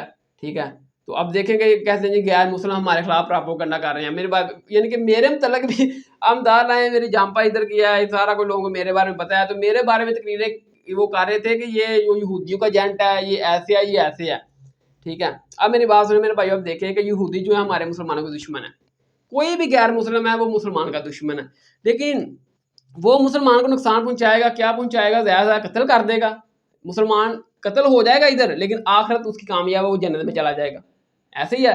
لیکن یہی مولوی آپ کسی بریلوی، دیوبندی، شیعہ کے پاس چلے جائیں، اس کے بولنے کہ یہ مسلمان ہے، 5 وقت کا نمازی ہے، پرہیزی ہے، زکوٰۃ دیتا ہے، سب کچھ کرتا ہے، یہ کہ ہے یہ مخالف فرقے کا ہے، بریلوی ہے، یہ دیوبندی ہے کہ یہ جنت میں جائے گا، کہے گا بھائی یہ نہ کوئی نمازہ قبول ہے، نہ کوئی روزہ قبول، نہ کوئی زکات قبول ہے، روزے قیامت بھی یہ کوئی کام نہیں آنا، یہ دوزگی ہے. یعنی کہ یہودی غیر مسلم دے ہتھوں اگر کوئی مسلمان نقصان یافتہ ہوندا ہے تو وہ صرف دنیا جو ہے نقصان ہوئے گا، آخرت جو کامیاب ہے. لیکن مولوی تہاڈی دنیا بھی خراب کرے گا، تہاڈی آخرت بھی برباد کرے گا، آکھو گا بھائی تسی تے بالکل زیرو ہو، تسی جہنمی ہو، تسی دنیا چ بھی ناکام ہو. ٹھیک ہے نا. اے یعنی کہ غیر مسلم مقابلے وچ مسلمان علماء الحمدللہ خدمت کر رہے ہیں عوام دی. ٹھیک ہے. حالانکہ یہ لوگ جو ہے نا بھائی مولوی نے کہے مولوی نے تھوڑے کام نہ روزے قیامت نہ کہیں پیر نے آنا جی. ٹھیک ہے. قرآن میں ہے نا کہ جب نبی صلی اللہ علیہ وسلم کافروں کو دعوت دیتے تھے نا تو کافر بھی اپنے بڑے علماء اور بزرگوں کے پاس جاتے تھے، وہ پوچھتے تھے کہ نبی صلی اللہ علیہ وسلم جو ہمیں دعوت دینا قرآن کی تو یہ کیا یہ سچی ہے یا ہم ان کے اوپر ایمان لے آئیں. ٹھیک ہے نا. وہ کہتے تھے نہ ان کے اوپر نہ مان لے کر آنا. ٹھیک ہے. تو وہ ان لوگوں کے پیچھے لگ گئے، جو ان لوگوں کے پیچھے لگ گئے. جب اللہ تعالیٰ روزے قیامت ان کو دو میں ڈالے گا تو پھر وہ کہیں گے کہ یا اللہ ہمارے بڑوں نے ہمارے بزرگوں نے ہمیں گمراہ کر دیا اور ہم ہدایت سے گمراہ یعنی کہ ہٹ گئے. لیکن نبی صلی اللہ علیہ وسلم ہدایت یافتہ تھے، آپ کی کتاب جو تھی یہ ہدایت یافتہ تھی، تو آپ ان لوگوں نے ہمیں یہ ہدایت قبول نہ کرنی دی، یا اللہ آپ ان کو دگنا عذاب دیں. ٹھیک ہے. تو ادھر بھی ماشاءاللہ سے جس کسی کے بھی نامہ مال سے کفر نکلا ہے نا تو روزہ قیامت میرے بھائیو اس کا بچاؤ بہت مشکل ہے، کیونکہ نبی صلی اللہ علیہ وسلم نے اپنے پوترے کے متعلق تو یہ سوال رکھ دیا کہ روزہ قیامت لا الہ الا اللہ کے مقابلے میں تیرے لیے کون ہوگا. ٹھیک ہے. نبی صلی اللہ علیہ وسلم نے یہ سوال کھڑا کر دیا. تو میں بھی سوال کھڑا کرتا ہوں کہ جو علماء مفتی اپنا ثمرباد صاحب آپ بھی کہتے ہیں کہ یہ فلاں کافر اور جو بھی علماء ہے جو مسلمان کے کلمے کا ادب و احترام نہیں کرتے ان کو کافر کہتے ہیں، آپ سے یہ سوال ہے کہ روز قیامت ان مسلمانوں کے کلمے کے مقابلے میں آپ کا کون ہوگا. ٹھیک ہے. اور دوسرا یہ ہے کہ آپ نے صرف مخالف فرقے والوں کو ہی کافر کہنا ہوتا ہے. ٹھیک ہے نا. آپ کوئی اہل حدیث ہے آپ وہ کہے گا بریلوی مشرک، دیوبندی مشرک، فلاں مشرک، سارے فرقے والے ایک دوسرے کو کافر ہی سمجھتے ہیں. مسلمان تو وہ کسی کو ماننے کے لیے تیار ہی نہیں ہے. یہ خدمت ہو رہی ہے اس امت میں. یا ہم نے سونے پروردگارا تیرا بہت احسان ہے کہ تو اپنے محبوب دی امت جیسا پیدا کیتا ہے. ہوں ہی تیرے محبوب نال صلی اللہ علیہ وسلم نے ایسا رشتہ نبھاواں گے کہ کوئی بھی اس امت وچ مسلمان نہیں چھڈاں گے، سارے نو کافر کر کے چھڈاں گے. اے علماء حضرات رشتہ نبھا رہے ہیں، اے اولو دین کی خدمت ہو رہی ہے. اور دوسرا یہ ہے کہ یہ جب ان کے اپنے علماء کے جو اپنا بڑے بڑے پیر حضرات ہیں ان کی کتابوں سے جب ہم ایسی باتیں کا آگے ان کو دکھاتے ہیں کہ جو صراحتاً گستاخی ہیں، کفر پر مبنا ہے، تو ان کے اوپر یہ فتویٰ کیوں نہیں لگاتے؟ مفتی ثمرباد صاحب میرا آپ سے سوال ہے، آپ اپنے جو بڑے ہیں جن کے آپ نام لیتے تھکتے نہیں ہیں ان کی کتابوں سے ہم نے آپ کو جب نکال کے دکھائی ہیں یہ چیزیں جو کفریہ ہے تو آپ ان کے اوپر فتویٰ کیوں نہیں لگاتے؟ یہ 3 کتابیں میں نے صرف آپ کے لیے دے رکھی ہیں. آپ میں پوچھوں گا آپ سے کہ آپ ان کے اوپر فتویٰ کیا لگائیں گے؟ ٹھیک ہے. تو پہلا جو ان کے تیسرا پوائنٹ بھی یہی ہے کہ وہ کہتے تھے نا کہ خواجہ معین الدین چشتی نے بہت لوگوں کو کلمہ پڑھایا اور ڈاکٹر ذاکر نائک نے تو کسی کو کلمہ نہیں پڑھایا. ٹھیک ہے. تو وہ بتاتا ہوں کہ خواجہ معین الدین چشتی نے کون سا کلمہ پڑھایا اور کن لوگوں کو پڑھایا. یہ ہے میرے بھائیو ہشت بہشت. ٹھیک ہے. شبیر برادر نے چھاپی ہے، اردو داراللاہور سے چھپی ہے. اب اس میں میں بتاتا ہوں کہ خواجہ معین الدین چشتی رحمہ اللہ نے کون سا کلمہ پڑھایا. ٹھیک ہے. تو پھر آپ فیصلہ کریں گے کہ کیا یعنی کہ اس کے اوپر مفتی ثمرباد صاحب پھر میں آپ سے پوچھوں گا کیا اس کے اوپر فتویٰ لگائیں گے آپ ہر اس مسلمان پر تو کفر کا فتویٰ لگا رہے ہیں جو کہتا ہے کہ لا الہ الا اللہ، اللہ کے علاوہ کوئی شریک نہیں، محمد رسول اللہ، نبی صلی اللہ علیہ وسلم اللہ کے رسول ہیں اور آخری نبی اور رسول ہیں، قیامت تک آپ کے بعد کوئی نبی نہیں آئے گا. اس کے اوپر تو آپ کفر کا فتویٰ لگا رہے ہیں. اور جب ہشت بہشت میں خواجہ معین الدین چشتی کے بارے میں آیا کہ جب انہوں نے اپنے نام کا کلمہ پڑھایا چشتی رسول اللہ، تو پھر آپ کیا فتویٰ لگائیں گے؟ آپ کو میں بات چھوڑتا ہوں آپ اور وہاں فیصلہ کرے گی. ٹھیک ہے. یہ آپ دیکھیں کہ ہشت بہشت میں جو ہے نا وہ یہ خواجہ معین الدین چشتی کے بارے میں آتا ہے. یہ خواجہ معین الدین چشتی کے پاس نا ایک اپنا شخص آیا مریض ہونے کے لیے. ظاہر پہلے پیری مریضی چلتی تھی تو مریض ہونے کے لیے آیا خواجہ صاحب کے پاس. تو خواجہ صاحب کے سر میں انہوں نے آ کر خواجہ صاحب کے قدموں میں اپنا اس مریض نے سر رکھ دیا. جب سر رکھ دیا تو خواجہ صاحب ایک خاص حالت میں تھے. یہ ہشت بہشت میں لکھا ہوا ہے. تو خواجہ صاحب خاص حالت میں تھے. خواجہ صاحب نے کہا کہ سر اٹھاؤ کیا بات ہے؟ اس نے کہا کہ حضور میں آپ کا مریض ہونا چاہتا ہوں. تو خواجہ صاحب نے پوچھا کہ تو کس طرح کلمہ پڑھتا ہے؟ اس نے کہا کہ میں تو ایسے کلمہ پڑھتا ہوں کہ لا الہ الا اللہ محمد رسول اللہ. تو خواجہ صاحب نے کہا کہ تو یوں کلمہ پڑھ کہ لا الہ الا اللہ چشتی رسول اللہ. توبہ نعوذ باللہ استغفر اللہ، کفریہ کلمہ. تو اس نے پڑھ دیا، لکھا ہوا ہے اس میں نے پڑھ دیا کہ لا الہ الا اللہ چشتی رسول اللہ. تو پھر خواجہ صاحب نے کہا کہ دیکھو میں نے جو کلمہ پڑھوایا ہے نا تم سے کہ لا الہ الا اللہ چشتی رسول اللہ، کہ تو مجھے تو ونعوذ باللہ خواجہ معین الدین چشتی کو رسول بول، اللہ کا رسول بول، تو ونعوذ باللہ استغفر اللہ. تو یہ تو تیرا امتحان لینے کے لیے تھا اصل میں. تو باقی تو کلمات وہی ہے لا الہ الا اللہ محمد رسول اللہ. دیکھیں کیسے کور کر دیا، ٹھیک ہے نا. اور ساتھ میں پھر آگے کہا ورنہ میں کون ہوں، میں تو محمد رسول اللہ صلی اللہ علیہ وسلم کے کمینے غلاموں میں سے غلام. سبا سنابل میں بھی آئیے، ٹھیک ہے نا.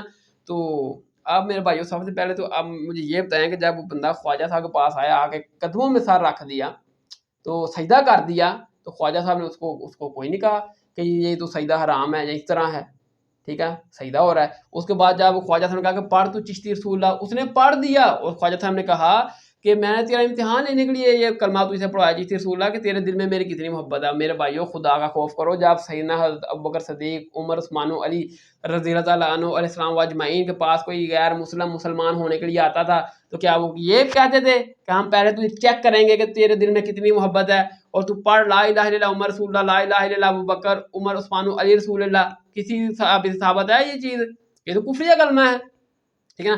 مفتی سمر باز صاحب، یہ آپ کے جو بڑے ہیں خواجہ معین الدین چشتی جن کا آپ نام لے رہے تھے کہ ڈاکٹر ذاکر نائک نے کوئی نہیں کلمہ پڑھایا، وہ ان لوگوں نے پڑھایا ہے. اب کیا فتویٰ لگانا ہے ان کے اوپر میرے بھائی؟ میرا تو یہ ایمان ہے خواجہ معین الدین چشتی نے یہ کام نہیں کیا، اپنا کلمہ نہیں پڑھوایا. وہ ایک نیک لوگ تھے. آپ کو پتا کہ نیک لوگوں کی مخالفت بھی ہوتی ہے، ٹھیک ہے. تو کسی مخالف نے خواجہ معین الدین چشتی کو بدنام کرنے کے لیے یہ ان کی کتاب میں ڈال دی یہ چیز، ٹھیک ہے. تو میں تو لہٰذا اس واقعے کو خواجہ صاحب کی طرف منسوخ نہیں کرتا کہ یہ انہوں نے کام نہیں کیا.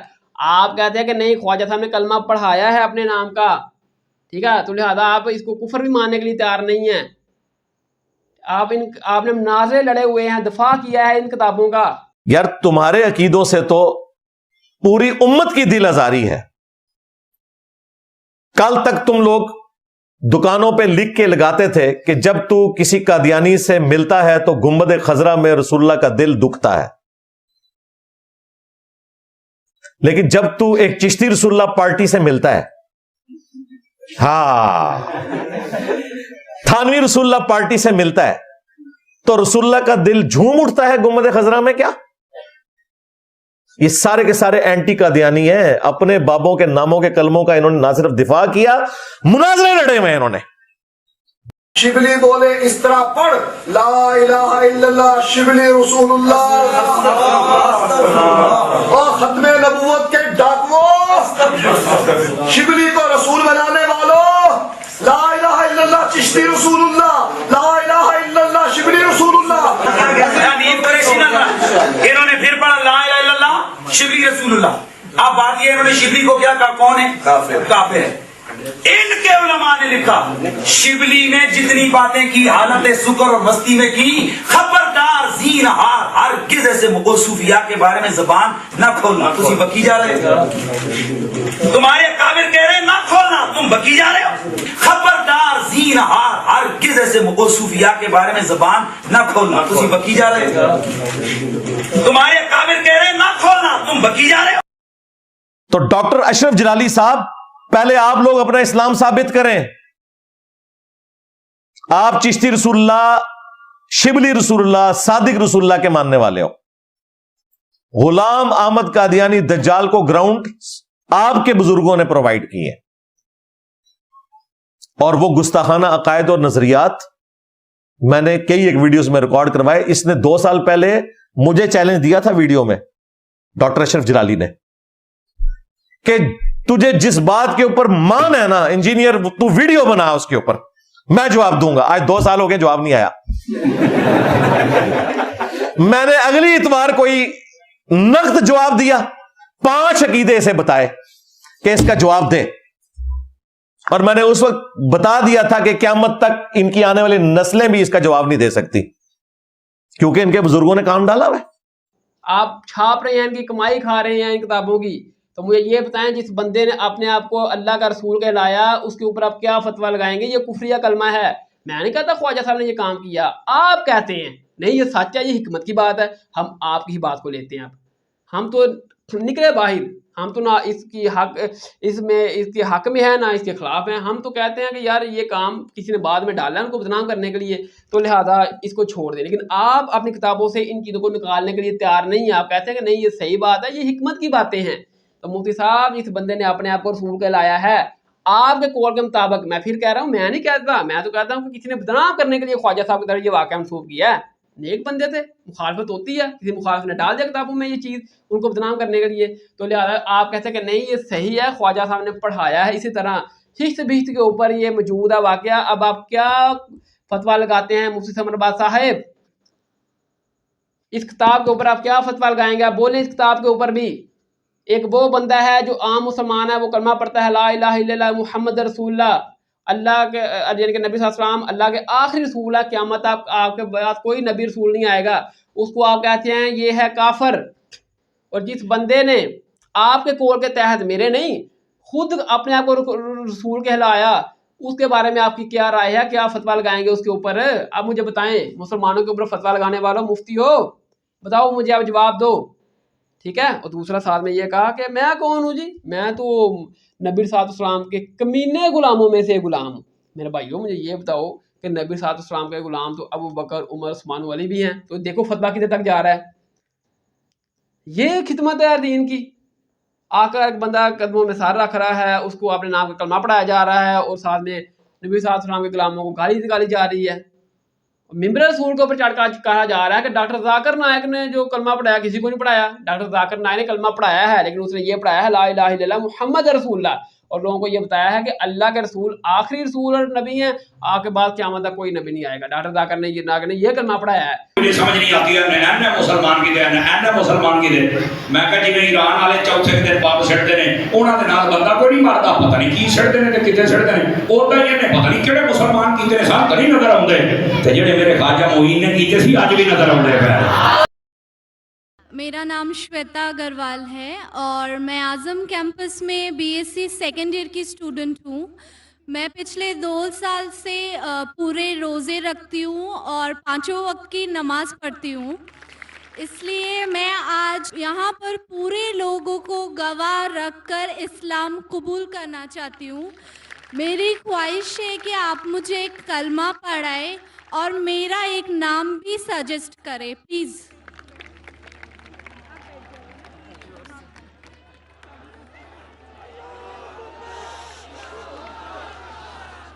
الحمدللہ. دنیا کہتی ہے کہ اسلام خواتین کے خلاف ہے. اگر اسلام خواتین کے خلاف ہے تو اتنی تعداد میں امریکہ میں، یورپ میں خواتین اسلام کیوں قبول کر رہی ہے؟ اور آج آپ دیکھتے ہیں ماشاءاللہ کون کس سے زبردستی نہیں کر رہا ہے. میں آپ سے پوچھنا چاہتا ہوں کہ آپ ایک خدا میں مانتی ہے؟ ہاں جی، میں مانتی ہوں کہ اللہ ایک ہے اور آپ اور مانتے- اللہ کے آخری پیغمبر محمد صلی اللہ علیہ وسلم ہے. ماشاءاللہ. میں یہ پوچھنا چاہتا ہوں کہ کسی نے بھی آپ سے زبردستی کی اسلام قبول کرنے کے لیے؟ جی نہیں، میں دل سے اسلام قبول کرتی ماشاءاللہ. ہوں. آپ کئی سال سے اعظم کیمپس میں ہیں، جی اور اگر کس نے بھی آپ سے زبردستی نہیں کیا اور اسلام دل سے قبول کرنا چاہتے ہیں تو میں کلمہ پڑھاؤں گا انشاءاللہ. جی میں عربی میں کہوں گا اور آپ دہرائیے انشاءاللہ. جی. اشہد اشہد اللہ اللہ الہ الہ الا اللہ الا اللہ و اشہد و اشہد ان ان محمد محمد رسول اللہ. رسول اللہ. میں گواہی دیتی ہوں میں گواہی دیتی ہوں کہ اللہ کے اللہ کے علاوہ علاوہ کوئی دوسرا معبود نہیں ہے، کوئی دوسرا معبود نہیں ہے، اور محمد محمد صلی اللہ علیہ وسلم صلی اللہ علیہ وسلم آخری پیغمبر ہے. آخری پیغمبر ہے. ماشاءاللہ. آپ مسلمان ہو چکی ہے. اور خواجہ معین الدین چشتی نے یہ کلمہ پڑھایا جو ہشت بہشت میں موجود ہے. اب فیصلہ کریں گے ڈاکٹر ذاکر نائک کے اوپر فتویٰ لگے گا کفر کا، یا ان کتابوں کے اوپر لگے گا، ان عبارتوں کے اوپر لگے گا. میں تو نہیں کہتا کہ خواجہ صاحب نے یہ کام کیا ہے، یہ ان کو بدنام کرنے کے لیے کسی نے ڈالا ہے یہ کام. آپ کہتے ہیں کہ نہیں یہ حکمت کی بات ہے، انہی نے پڑھایا ہے، تو پھر دیں جواب آپ اس کا. ٹھیک ہے. تو دوسرا جو ریفرنس ہے نا وہ ہے تذکرۃ الاولیاء شیخ فرید الدین عطار کی. ٹھیک ہے. تو آپ بھی ماشاءاللہ سے عطاری ہیں، تو یہ شیخ فرید الدین عطار ادھر جو ہے نا وہ انہوں نے لکھا ہے کہ بایزید بستامی جن کے بارے میں ان کا دعویٰ ہے کہ انہوں نے جاگتے ہوئے 101 مرتبہ نبی علیہ السلام کی خواب میں زیارت کی ہے. جاگتے ہوئے، نیند میں نہیں، جاگتے ہوئے. تو وہ بایزید بستامی جو ہے نا ان کے پاس ایک بندہ آیا، اس نے آ کر کہا کہ بایزید بستامی سے کہ مجھے بتائیں حضرت کہ اللہ تعالیٰ کا عرش کہاں ہے, کون ہے. سوال کیا اس نے اللہ تعالیٰ کے عرش کے متعلق. تو باجدید بستامی کہتے ہیں اللہ تعالیٰ کا عرش تو میں ہوں. اس نے کہا کہ حضرت ابراہیم علیہ السلام کون ہے. تو باجدید بستامی نے کہا کہ باجدید بستامی ہی حضرت ابراہیم علیہ السلام ہے. پھر اس نے پوچھا کہ حضرت موسیٰ علیہ السلام کون ہے. تو باجدید بستامی نے کہا کہ باجدید بستامی ہی حضرت موسیٰ علیہ السلام ہے. پھر اس نے کہا کہ حضرت محمد صلی اللہ علیہ وسلم کون ہے. تو باجدید بستامی نے کہا کہ حضرت محمد صلی اللہ علیہ وسلم ہی باجدید بستامی ہے. توبہ نعوذ باللہ استغفر اللہ. یہ لکھا ہوا ہے تذکرۃ الاولیاء میں. ٹھیک ہے, ان کتابوں کو چھاپ رہے ہو, ان کی کمائی کھا رہے ہو آپ. میرا یہ موقف ہے کہ باجدید بستامی ایک بہت نیک لوگ تھے اللہ کے. ٹھیک ہے, تو ظاہر ہے مخالفت ہوتی ہے, تو کسی مخالف نے باجدید بستامی کو بدنام کرنے کے لیے یہ واقعہ ان کی طرف منسوب کر کے یہ کتاب میں ڈال دیا. لیکن آپ کہتے ہیں کہ نہیں ہم اس کی طویل کریں گے. آپ ناظر لڑتے ہیں کہ یہ انہی کی چیز ہے, انہی کا لکھا ہوا ہے سارا کچھ, انہوں نے یہ کام کروایا ہے. اگر میرے بھائیوں کو کروایا ہے آپ کے تحت, میرا تو موقف یہ ہے کہ انہوں نے یہ کام نہیں کروایا, آپ کے تحت کہ یہ کام انہوں نے کروایا ہے, تو پھر انہوں نے اپنے آپ کو رسول ڈکلیئر کیا. تو مجھے بتائیں کہ جو بندہ اپنے آپ کو رسول ڈکلیئر کیے اس کے اوپر مفتی صاحب کیا فتویٰ لگے گا, آپ بتائیں مجھے. ایک وہ بندہ ہے جو کہتا ہے لا الہ الا اللہ محمد رسول اللہ, کہ اللہ کے سوا کوئی معبود نہیں, اور نبی صلی اللہ علیہ وسلم اللہ تعالیٰ کے آخری پیغمبر اور رسول ہیں, اس کے اوپر تو آپ کفر کا فتویٰ لگا رہے ہیں. جس بندے نے اپنے نام کا کلمہ پڑھایا آپ کے بقول, میرے بقول نہیں, میں تو کہا یہ سازش ہوئی ان کے خلاف, ان کو بدنام کرنے کے لیے ڈالا گیا ہے. اور جس بندے نے اپنے نام کا کلمہ پڑھایا اس کے اوپر کیا فتویٰ لگائیں گے آپ جواب چاہیے آپ سے, مجھے فتویٰ چاہیے مفتی صاحب. اور تیسرا جو حوالہ ہے نا میرے بھائیوں, وہ تو بہت ہی ڈینجرس ہے. کہتے ہیں نا کہ سب سے زیادہ اگر یہ بات سچ ہے, عشق رسول ہے نا تو وہ بریلویت میں ہے. ٹھیک ہے نا, تو آپ کو پتا کہ عشق رسول کا الزام بھی لگا کر کسی کو قتل کر ڈالتے ہیں, یہ بھی یہ کام کرتے ہیں. تو اب میں پوچھوں گا کہ عشق رسول جو کہاں تک ہے ان میں, اور گستاخ رسول کی جو انہوں نے سزا بلند کی ہے کہ گستاخ رسول کی ایک ہی سزا, سرطان سے جدا, سرطان سے جدا. ٹھیک ہے, تو ہم دیکھیں گے آپ کے کیا معاملہ بنتا ہے, کہ یہ صرف غیروں کے لیے ہے, وہابیوں دیوبندی شیعوں کے لیے یہ نعرہ ہے, یا جو اپنے ان کے جب نکل آئیں اس طرح کے معاملات ان کی اپنی کتابوں سے, ان کے لیے بھی ان کا یہی نعرہ ہے. اب ہم دیکھیں گے ان کا انصاف. تو میرے بھائیو یہ ہے کشف المحجوب, لاہور جو داتا صاحب ہیں ان کی یہ کتاب ہے, بہت مشہور ہے ماشاء اللہ داتا صاحب, ان کی یہ کتاب ہے مشہور ہے. اس میں یہ نبی صلی اللہ علیہ وسلم کی شان میں اور حضرت داؤد صلی اللہ علیہ وسلم کی شان میں صراحتاً گستاخی لکھی ہوئی ہے.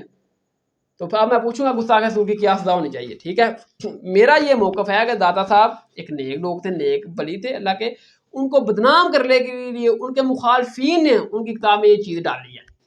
میں تو یہ سمجھتا ہوں وہ ایسے نہیں تھے, وہ ایسا کام کبھی نہیں کرنے والے تھے کہ نبی صلی اللہ علیہ وسلم کی شان میں گستاخانہ واقعات لکھتے, اور جو ہے نا وہ داؤد صلی اللہ علیہ وسلم کے بارے میں گستاخانہ واقعات لکھتے. لیکن یہ لوگ کہتے ہیں کہ نہیں, داتا صاحب نے یہ لکھا ہے, یہ صاحب اور سکھر کی باتیں ہیں, یہ حکمت کی باتیں ہیں, آپ کی سمجھ میں آنے والی نہیں. تو میرے بھائیوں میں آپ کو بتا دیتا ہوں کہ اس میں کیا لکھا ہوا ہے. جو داتا صاحب کی یہ کتاب ہے کشف المحجوب, اور یہ لوگ کہتے ہیں جس کا کوئی پیر نہیں ہو وہ یہ کتاب پڑھ لے, پڑھ لو بھائی کتاب, میں دسن کا پڑھ کے یقین لے جائے, پھر اپنا پہلو ایمان سے گفتگو کرے جائے تو پھر اگوں پڑھیا جائے. اوپر سے وہ جو ماشاء اللہ سے ہمارے بہت بڑے ڈاکٹر اشرف آصف جلالی صاحب, وہ کہتے ہیں کہ اس کتاب کو کورس میں شامل کیا جائے, یعنی کہ اسلامی کورسز ہے نا اس میں حکومت اس کو شامل کرے. تو کرو شامل, میں بتانے لگا ہوں اس میں کیا لکھا ہوا ہے, پھر کرو وہ بھی شامل, اور وہاں پوچھے گی آپ سے. پھر گنج بخش حجویری رحمۃ اللہ علیہ جو انہوں نے کشف المحجوب میں اپنا لکھا, سنی بھی ہیں حنفی بھی ہیں, وہ روحانیت کی پارلیمنٹ کے وزیر اعظم, اگر حکومت ان کی کشف المحجوب کے مطابق ان کے دربار کا نظام نہیں چلا سکتی تو داتا کا اوقاف داتا کے مسلک والوں کو دے دیا جائے, یا تو داتا کا اوقاف ہمارے سپرد کرو, یا پھر داتا گنج بخش کی مسجد کا خطیب امام سے لے کر پاپوش پہ بیٹھنے والے تک وہ بھرتی ہوگا جو کشف المحجوب کے عقیدے پہ دستخط کرے گا, وہ بھرتی ہوگا جو کشف المحجوب کے عقیدے پہ دستخط کرے گا, وہ بھرتی ہوگا جو کشف المحجوب کے عقیدے پہ دستخط کرے گا. یہ ہیں عقائد داتا گنج بخش. تنظیم المدارس کے نصاب میں عقائد نصفی کے ساتھ عقائد گنج بخش کو شامل کیا جائے, اور حکومت ادارے اوقاف, یہ لکھا ہے میں نے, لکھا ہے کشف المحجوب سے, لکھا ہے 100% ذمہ داری سے, کوئی ایک حرف بھی غلط ہوا ذمہ دار ہوں, ये लिखा है मैंने, लिखा है कश्फुल महजूब से, लिखा है 100% जिम्मेदारी से, कोई एक हरफ भी गलत हुआ जिम्मेदार हूं, लेकिन अब दाता के किसी वजह पर वो बैठेगा जो ये पेपर पास करेगा। जो तुम यानी कि मामला लेकर चल रहे हो ना कि हर मुसलमान को तुमने काफिर कह के ही छोड़ना है, अब मैं इससे गुस्ताखी निकालूंगा, फिर मैं पूछूंगा आपसे अपना मुफ्ती समरबाद साहब, डॉक्टर अशरफ आसफ जलाली साहब, क्या इन बातों के ऊपर आप बोलेंगे? जवाब चाहिए मुझे आपसे, फिर रिक्वेस्ट आना, ठीक है। इस कश्फ मजूब में लिखा हुआ है मेरे भाइयों, साहब और सुखर की जो गुफ्तगू करते हुए ना वो अपना लिखा गया है साहब साबित करते हुए कि साहब जो ना हालत होश में कि दाऊद अलैहिस्सलाम जो ना वो एक मरतबा अपनी छत पर चढ़े, और छत पर चढ़े तो उनकी निगाह एक औरत पर पड़ी जो नहा रही थी। तो वो औरत पर जब दाऊद अलैहिस्सलाम की निगाह पड़ी तो दाऊद अलैहिस्सलाम को वो औरत पसंद आ गई। तो दाऊद अलैहिस्सलाम ने अपने सहाबा को कहा कि जाओ इस औरत के बारे में पता करो कि ये शादीशुदा है, इसके क्या हाल अहवाल है। वो सहाबा चले गए, वो जाकर उन्होंने पतादारी की और पूछा इस औरत के मतलब। उन्होंने कहा कि इसकी शादी हुई है और यानी कि ये इसका जो खावंद है वो आपका सहाबी है और आपके लिए काफिरों से जंग लड़ा है, यानी कि जहाज कर रहा है आप ही की फौज में। तो दाऊद अलैहिस्सलाम का अच्छा जाओ इस औरत को बुला कर लाओ। तो जब औरत को बुला कर लाया गया महल में तो दाऊद अलैहिस्सलाम ने उस औरत के साथ बगैर निकाह के हम बिस्तरी की। तौबा नौज़ुबिल्लाह अस्तगफिरुल्लाह, इतनी बड़ी गुस्ताखी हज़रत दाऊद अलैहिस्सलाम की शान में, एक पैगंबर की शान में इतनी बड़ी गुस्ताखी इस किताब कश्फुल मजूब में लिखी हुई है। तो जब दाऊद अलैहिस्सलाम ने ये काम किया उसके बाद दाऊद अलैहिस्सलाम ने ना खत लिखा अपना जो करने आया था, बड़ा जरने आया था जो इनके फौजी लेकर जाता था कि जो इस औरत का शोहर है ना उसको इस तरह करो कि ऐसी जगह खड़ा करो, उसको जहाज में साथ ले जाओ और सबसे आगे खड़ा करो जहाँ सबसे पहले और ज़्यादा हमला होता है मुखालफिन काफरों का। और जब यानी कि इसको पहले खड़े कर देना सबसे अगली साफ में, जब काफिर हमला करे तुम सब पीछे हट जाओ, इसको कत्ल कर दिया जाएगा। तो फिर यानी कि इसकी जो औरत है उसे मैं निकाह कर लूँगा। हज़रत ने कहा तौबा नौज़ुबिल्लाह अस्तगफिरुल्लाह, इतना बड़ा स्कैंडल, एक पैगंबर की शान में इतनी बड़ी गुस्ताखी इस किताब में लिखी हुई है मेरे भाइयों कश्फुल मजूब में। मुफ्ती समरबाद साहब, डॉक्टर अशरफ आसफ जलाली साहेब, अब क्या बात करेंगे इस किताब के ऊपर, क्या इसको निकालते नहीं आप? मेरा तो ये इनके मौक़िफ़ है कि दाता साहब को बदनाम करने के लिए उनके मुखालफिन ने ये चीज़ें डालनी है उनकी किताब में, उनको बदनाम करने के लिए। लेकिन आप कहते हैं कि नहीं ये है चीज़ें इस तरह, ऐसे ही है, आपने मुनाज़रे लड़े हुए हैं इनके ऊपर।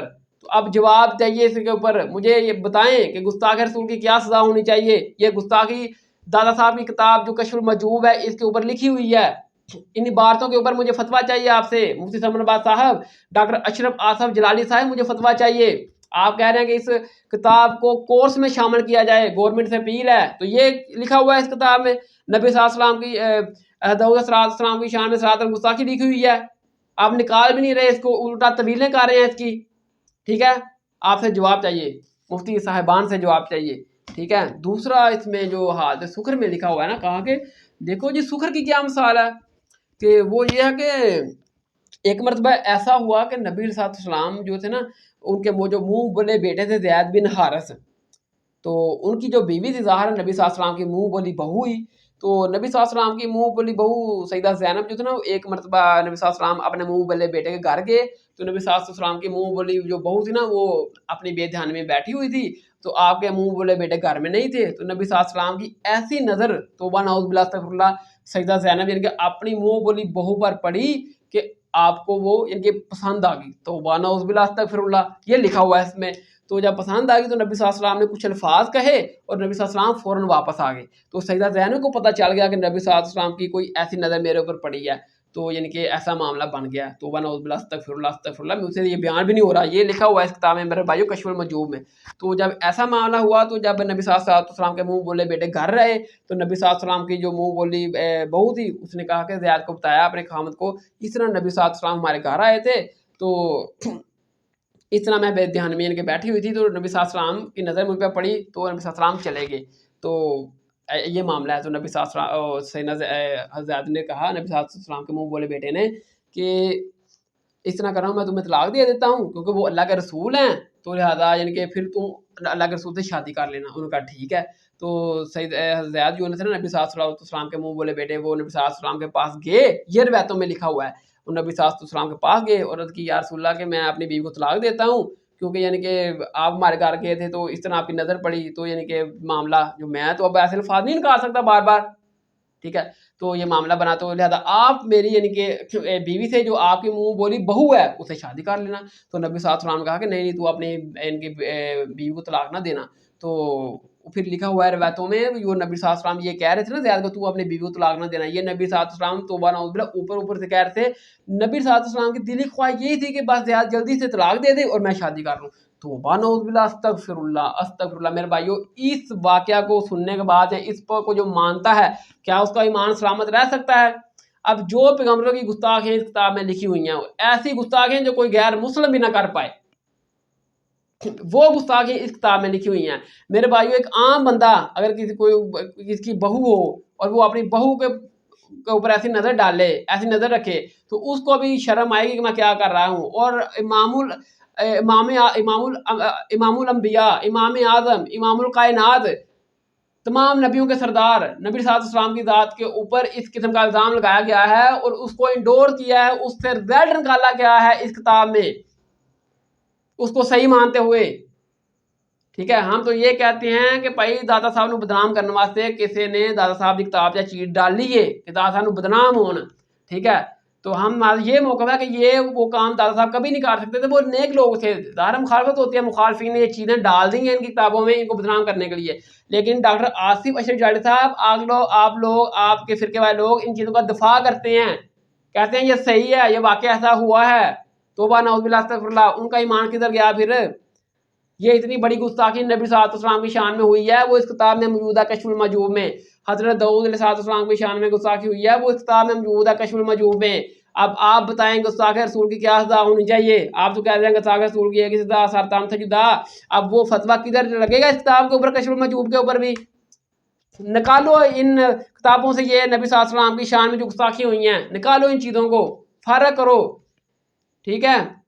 میں آپ کو بتاؤں کہ ایک بریلوی مفتی، عام ہو نا مولوی پھر مفتی، اس نے اس کا دفاع کیا ہوا ہے کہ ہاں بھائی نبی صلی اللہ علیہ وسلم نے ایسا کام ہوا، اور اس نے دلیل میں صحیح مسلم کی روایت بھی پڑھ دی، کہا کہ دیکھو یہ تو صحیح مسلم میں بھی ہے کہ نبی صلی اللہ علیہ وسلم بیٹھے ہوئے تھے اور نبی صلی اللہ علیہ وسلم کے پاس سے ایک عورت گزری اور جو نبی صلی اللہ علیہ وسلم کی نظر اس پر پڑی، تو نبی صلی اللہ علیہ وسلم فوراً اپنے گھر گئے، اپنی بیوی کے ساتھ اپنی ضرورت پوری کی، یعنی کہ دوائی تلہ قائم کر کے، اور پھر واپس صحابہ کے پاس آئے اور آ کر کہا جی کہ صحابہ سے کہا کہ دیکھو عورت شیطان کے روپ میں سامنے آتی ہے، جب تم میں سے کوئی عورت کو دیکھے تو وہ اپنی بیوی کے پاس جائے، ظاہر ہے پھر اپنی ضرورت پوری کرے، کیونکہ جو تمہاری بیوی کے پاس ہے وہی اس عورت کے پاس ہے۔ کہا دیکھو نا اس روایت میں جو ہے صحیح مسلم کی کہ جی نبی صلی اللہ علیہ وسلم کی نظر یوں پڑی عورت کے اوپر، نبی صلی اللہ علیہ وسلم گھر گئے، تو کہا کہ اس طرح یہ واقعہ اس طرح ہے، تو نعوذ باللہ استغفر اللہ۔ میرے بھائی اگر اس سے یہ رزلٹ کیسے نکل گیا؟ اس سے یہ رزلٹ تب نکلتا ہے اس مسلم کی حدیث میں کہ جب نبی صلی اللہ علیہ وسلم کی اس عورت پر نظر پڑی تو نبی صاحب اس عورت کے جو خاوند کے دل میں نا وہ معاملہ ہو گیا، وہ اس عورت نے جا کر اپنے خاوند کو بتایا کہ جی نبی صلی اللہ علیہ وسلم نے آج مجھے دیکھا ہے، تو لہٰذا تو مجھے طلاق دے دے۔ وہ خاوند اپنی بیوی کو طلاق دیتا اور بیوی نبی صلی اللہ علیہ وسلم کی خدمت میں حاضر ہوتی، نبی صلی اللہ علیہ وسلم کے ساتھ نکاح کرتی، پھر بھائی واقعہ ہونا ہی جڑا لکھیا دے وچ جڑی گستاخی ہے کشف المحجوب کے اندر لکھی ہے، پھر ہونی ہے تیری ثابت۔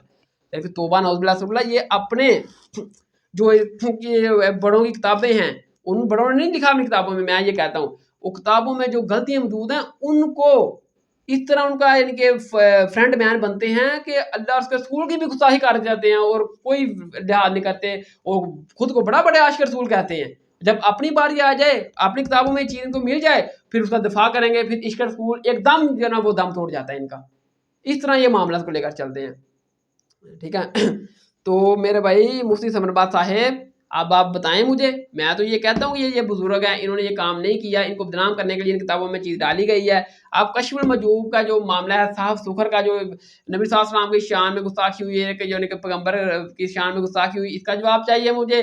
اور بایزید بستامی والا معاملہ جنہوں نے خود کو رسول ڈکلیئر کیا، اس کا جواب مجھے چاہیے۔ ان کو ان چیزوں کے اوپر فتویٰ چاہیے آپ سے، آپ تو ایک مسلمان پر فتویٰ لگاتے ہیں نا، اب ان جو کتابوں میں جو بارتے ہیں ان بارتوں کے اوپر فتویٰ چاہیے۔ وہ لوگ تو بری ذمہ ہیں کیونکہ انہوں نے یہ کام میرا ہی مانا نہیں کیا، آپ لوگ کہتے ہیں کہ نہیں انہوں نے کیا تو پھر فتویٰ چاہیے۔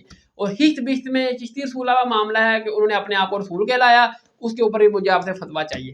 آپ لوگ مولویوں کو بڑا شوق ہے نا کہ ایک عام مسلمان کے اوپر فتویٰ لگانا، آپ کا بڑا یہ شوق ہے، جو یعنی کہ پڑھتا ہے کلمہ لا الہ الا اللہ محمد رسول اللہ، وہ کہتا ہے کہ اللہ کے سوا کوئی معبود نہیں ہو اور نبی صلی اللہ علیہ وسلم اللہ کے آخری رسول ہیں، آخری نبی ہیں، تو جن لوگوں نے اپنے ناموں میں کلمے پڑھائے ہوئے ہیں ان کی کتابوں میں یعنی کہ گستاخی موجود ہے، ان کے اوپر آپ فتویٰ کیوں نہیں لگاتے؟ لگاؤ آپ ان کے اوپر بھی فتویٰ میرے بھائی. اب جو اتنی گفتگو بعد آ جائیں کہ جو لوگ جب مفتی صاحب کے بیان کے بعد لوگوں نے مجھے بہت زیادہ ان کے مجھے کہا کہ آپ مفتی صاحب سے بات کریں، آپ پار صاحب سے بات کریں، ٹھیک ہے ایسے ہیں. تو میں اس ویڈیو کی وساطت سے مفتی ثمرباد صاحب کو ٹائم دیتا ہوں قیامت تک کا، اوپن چیلنج کرتا ہوں ان کو کہ جب ان کا جی چاہے یہ آ کر مجھ سے گفتگو کر سکتے ہیں. اور بات ہوگی عقیدے کے اوپر، ٹھیک ہے، کیونکہ اگر عقیدہ صحیح ہوگا تو باقی فروہی مسائل کی بات ہے. اگر ایک قادیانی میرے پاس آ کر مجھے کہے کہ آپ کیونکہ رفع دین کرتے ہیں لہذا قادیانی رفع دین کرتے تو لہذا ہم سے رفع دین کے اوپر مناظرہ کریں، میں کہوں گا نہیں، رفع دین یہ فروہی مسائل ہے. اصل مسئلہ ہے عقیدہ. میرا عقیدہ یہ ہے کہ لا الہ الا اللہ محمد رسول اللہ، اللہ کے سوا کوئی معبود نہیں، اور نبی صلی اللہ علیہ وسلم اللہ تعالیٰ کے آخری پیغمبر اور رسول ہیں. میرا یہ عقیدہ ہے. جبکہ آپ نبی صلی اللہ علیہ وسلم کے بعد ایک نبی اور رسول ڈکلیئر کر کے بیٹھے ہیں غلام احمد قادیانی دجال کو. تو میرا اور آپ کا عقیدے میں اختلاف ہے. جب تک میرا اور آپ کا عقیدہ ایک نہیں ہوگا تو بات فروہی مسائل کے اوپر کبھی نہیں ہو سکتی.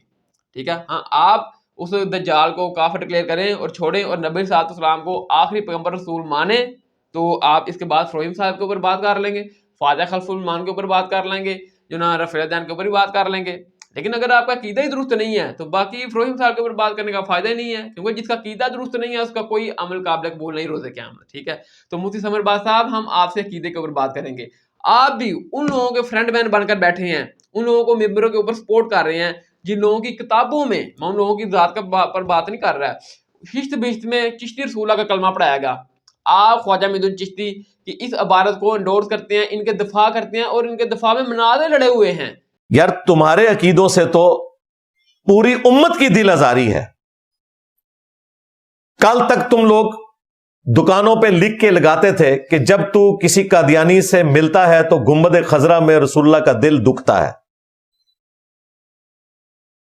لیکن جب تو ایک چشتی رسول اللہ پارٹی سے ملتا ہے، ہاں تھانوی رسول اللہ پارٹی سے ملتا ہے تو رسول اللہ کا دل جھوم اٹھتا ہے گنبد خضرا میں. کیا یہ سارے کے سارے اینٹی قادیانی ہیں. اپنے بابوں کے ناموں کے کلموں کا انہوں نے نہ صرف دفاع کیا، مناظرے لڑے ہوئے انہوں نے.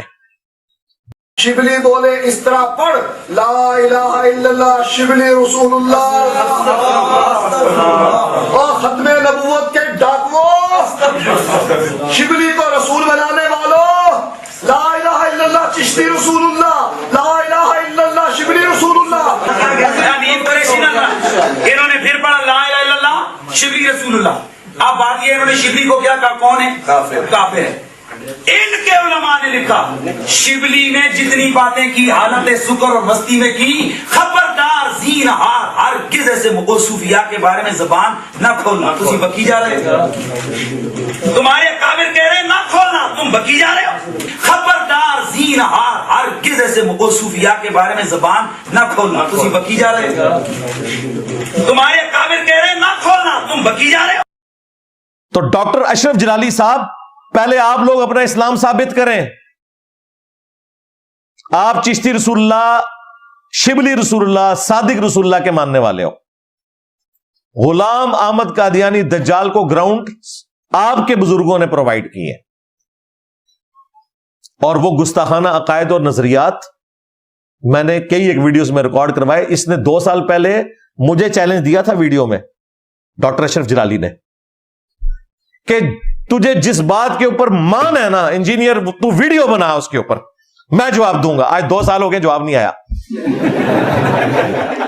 میں نے اگلی اتوار کوئی نقد جواب دیا، 5 عقیدے سے بتائے کہ اس کا جواب دے، اور میں نے اس وقت بتا دیا تھا کہ قیامت تک ان کی آنے والی نسلیں بھی اس کا جواب نہیں دے سکتی، کیونکہ ان کے بزرگوں نے کام ڈالا ہوا ہے. چشتی رسول اللہ یعنی کہ ایک شخص نے اپنے آپ کو رسول ڈکلیئر کیا اور آپ ان کے سپورٹ مین بن کر بیٹھے ہوئے ہیں. ٹھیک ہے نا، نبی صلی اللہ علیہ وسلم کی ختم نبوت پر جن لوگوں نے ڈاکہ مارا ہے ان کے سپورٹ مین آپ ان کے سپورٹس مین بن کر بیٹھے ہوئے ہیں. تو لہٰذا ہم آپ سے عقیدے کو گفتگو کریں گے. اسی طرح تذکرۃ الاولیاء میں باجید بستامی نے کہا کہ باجید بستامی ہی ابراہیم ہے، باجید بستامی ہی محمد صلی اللہ علیہ وسلم ہے، باجید بستامی ہی موسیٰ ہے. یعنی کہ اس کتاب تذکرۃ الاولیاء میں ان کے متعلق یہ لکھا ہوا ہے کہ انہوں نے اپنے آپ کو رسول نبی ڈکلیئر کیا. تو لہٰذا نہ آپ ان کتابوں کا انکار کر رہے ہیں، گویا الٹا ان کتابوں کا دفاع کر رہے ہیں، مناظرے لڑے ہوئے ہیں آپ نے، ٹھیک ہے. تو جن لوگوں نے نبی صلی اللہ علیہ وسلم کی خدمت میں اوپر ڈھاکہ مارا ہے، ٹھیک ہے، اور اپنے آپ کو یعنی کہ نبی رسول ڈکلیئر کیا ہے، ان لوگوں کے فرنٹ مین ہے، ان لوگوں کی کتابیں آپ کے گھر سے چھاپ کر نکل رہی ہیں اور آپ ان لوگوں کی تعریف کر رہے ہیں ان عبارتوں کی. میں ان لوگوں کی ذات کے اوپر کوئی بات نہیں کر رہا، وہ تو میں سمجھتا ہوں کہ انہوں نے کام نہیں کیا، ان کو بدنام کرنے کے لیے لوگوں میں بعد میں ان کتابوں میں چھاپ دی، لیکن آپ کہتے ہیں کہ نہیں یہ حکمت کی باتیں انہوں نے یہ دعوے کیے ہیں نبوت کے. تو پھر جس نے نبوت کا دعویٰ کیا وہ تو میرے بھائی کفر اسلام سے جاتا رہا. عقیدہ ختم نبوت، اس نے ختم نبوت پر ڈاکہ مارنے کی کوشش کی ہے، تو میرا اور آپ کا جو مناظرہ ہوگا وہ عقیدے کے اوپر ہوگا، ٹھیک ہے. کیونکہ میرا تو یہ عقیدہ ہے کہ نبی علیہ السلام کے بعد اب کوئی پیغمبر رسول قیامت تک آنے والا نہیں، کیونکہ آپ اللہ کے آخری پیغمبر اور رسول ہیں. لہٰذا آپ ان لوگوں کے سپورٹر ہیں جن لوگوں نے اپنے ناموں کے کلمے پڑھوائے اور اپنے آپ کو نبی رسول ڈکلیئر کیا. پہلے ہم آپ سے عقیدے کے اوپر بات کریں گے اور بعد میں جو ہے نا وہ فروہم صاحب کے اوپر بات ہو جائے گی. اور تیسرا یہ کشف المحجوب جو دادا صاحب کی کتاب ہے اس میں لکھا ہوا ہے، میں یہ پھر یہ کہتا ہوں کہ دادا صاحب یا جتنے بھی میں نے نام لیے ہیں ان لوگوں نے یہ کام نہیں کیا، ان لوگوں کو بدنام کرنے کے لیے ان کتابوں میں بعد میں چیزیں ڈال دی گئی ہیں. لیکن آپ کہتے ہیں کہ نہیں یہ کام انہی لوگوں نے کیا، یہ باتیں انہی لوگوں نے چھاپی ہیں، تو لہٰذا جو ہے نا آپ ان کی کمائی بھی کھا رہے ہیں یا آپ کی گھر سے چھپ رہی ہیں. تو اس کشف المحجوب نبی صلی اللہ علیہ وسلم کے اوپر جو اتنا بڑا الزام لگایا گیا تو کوئی غیر مسلم بھی نہ لگا سکے. نبی صلی اللہ علیہ وسلم کی اتنی بڑی شان میں گستاخی کی گئی اور جو کوئی غیر مسلم بھی نہ کر سکے، اور آپ اس کے یعنی کہ اس کتابوں کے دفاع کر رہے ہیں، ان کے اوپر آپ مناظرے لا رہے ہیں، ٹھیک ہے. تو مجھے بتائیں کہ ہم اب گفتگو کریں گے، آپ کا اور میرا مناظرہ ہوگا الحمدللہ، لیکن عقیدے کے اوپر. اگر آپ کا عقیدہ درست نکلا آیا، آپ کا عقیدہ بھی وہی نکلا جو میرا عقیدہ ہے، کہ میرا عقیدہ ہے کہ نبی صلی اللہ علیہ وسلم کے بعد اب قیامت تک کوئی پیغمبر رسول نہیں آنے والا، آپ آخری پیغمبر رسول ہیں. جبکہ آپ کا جو عقیدہ ہے، آپ ان لوگوں کے عقیدے کے ساتھ کھڑے ہیں جنہوں نے اپنے ناموں کے کلمے پڑھوائے ہیں، اپنے آپ کو نبی رسول ڈکلیئر کیا ہے اور نبی صلی اللہ علیہ وسلم کی شان میں صراحتاً گستاخیاں کی ہیں.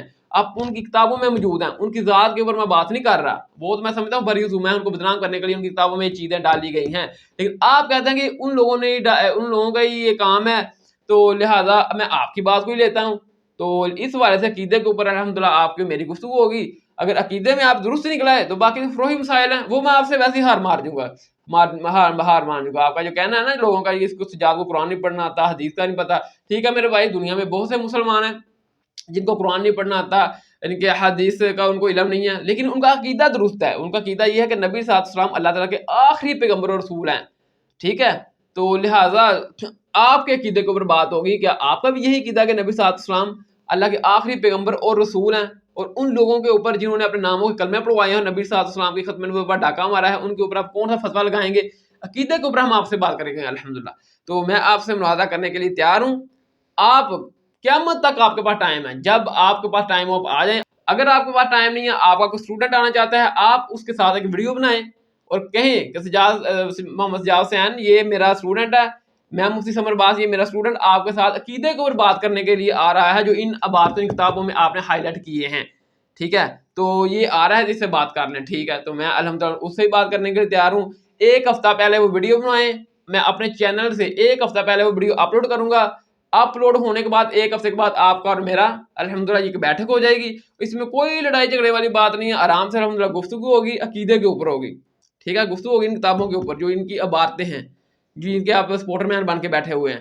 تو گفتگو ہوگی. تو الحمدللہ آپ آ جائیں بغیر ٹائم ویسٹ کیے، جب آپ کا جی چاہے آ جائیں. تو جو نا اس میں لڑائی جھگڑے والی کوئی بات نہیں ہے. سورۃ الحقاف میں ہے نا کہ جو سچے لوگ ہیں نا وہ قرآن اور نبی صلی اللہ علیہ وسلم کے فرمان یعنی کہ حدیث کی کتب سے بات کرتے ہیں، اور جو سچے لوگ نہیں ہیں وہ سورہ حامیم سجدہ میں آیا نا کہ کافر لوگ کہتے تھے یہ جو نبی علیہ السلام ہے جب یہ قرآن پڑھیں آپ کے، کیونکہ قرآن تو حق سچ ہے، یا یہ جو اپنی کوئی حدیث بیان کریں تو نہ سنا کرو، شور ڈال دیا کرو، روڑا ڈال دیا کرو. تو جو لوگ بھی جو ہے نا وہ قرآن اور حدیث سے بات نہیں کرتے، بس ایسی روڑا ڈالتے ہیں، شور ڈالتے ہیں، گویا وہ ان کافروں کی عادتیں ان لوگوں میں موجود ہیں. عقیدے میں مسلمان ہی ہیں لیکن کافروں کی عادتیں ان لوگوں میں موجود ہیں جو شور ڈالتے ہیں، روڑا ڈالتے ہیں، گالی گلوچ کرتے ہیں. جو سچے لوگ ہیں وہ قرآن اور نبی صلی اللہ علیہ وسلم کے فرامین سے گفتگو کرتے ہیں، ان سے جواب دیتے ہیں. تو الحمدللہ آپ کو میں پھر دوبارہ چیلنج دے رہا ہوں، ٹائم قیامت تک ہے، جب آپ کا جی چاہے آ جانا. اگر آپ نہیں آ سکتے، آپ کا کوئی اسٹوڈنٹ آئے، آپ اس کے ساتھ ویڈیو بنائیں کہ یہ میرا اسٹوڈنٹ آ رہا ہے آپ کے ساتھ عقیدے کے اوپر بات کرنے کے اوپر، جو چیزیں آپ نے ہائی لائٹ کی ہیں. میرا مکمل لیکچر سنیں آپ، اس کے بعد الحمدللہ فیصلہ کریں اور ویڈیو بنائیں. تو آپ آ جائیں، ٹائم قیامت تک آپ کے پاس. ایک ہفتہ پہلے ویڈیو آپ نے مجھے بنا کر سینڈ کر دینی ہے, تو میں نے وہ ایک ہفتہ پہلے اپنے چینل کے اوپر ویڈیو اپلوڈ کر دینی ہے, اس کے بعد ایک ہفتے کے بعد آپ نے آ جانا ہے, ٹھیک ہے.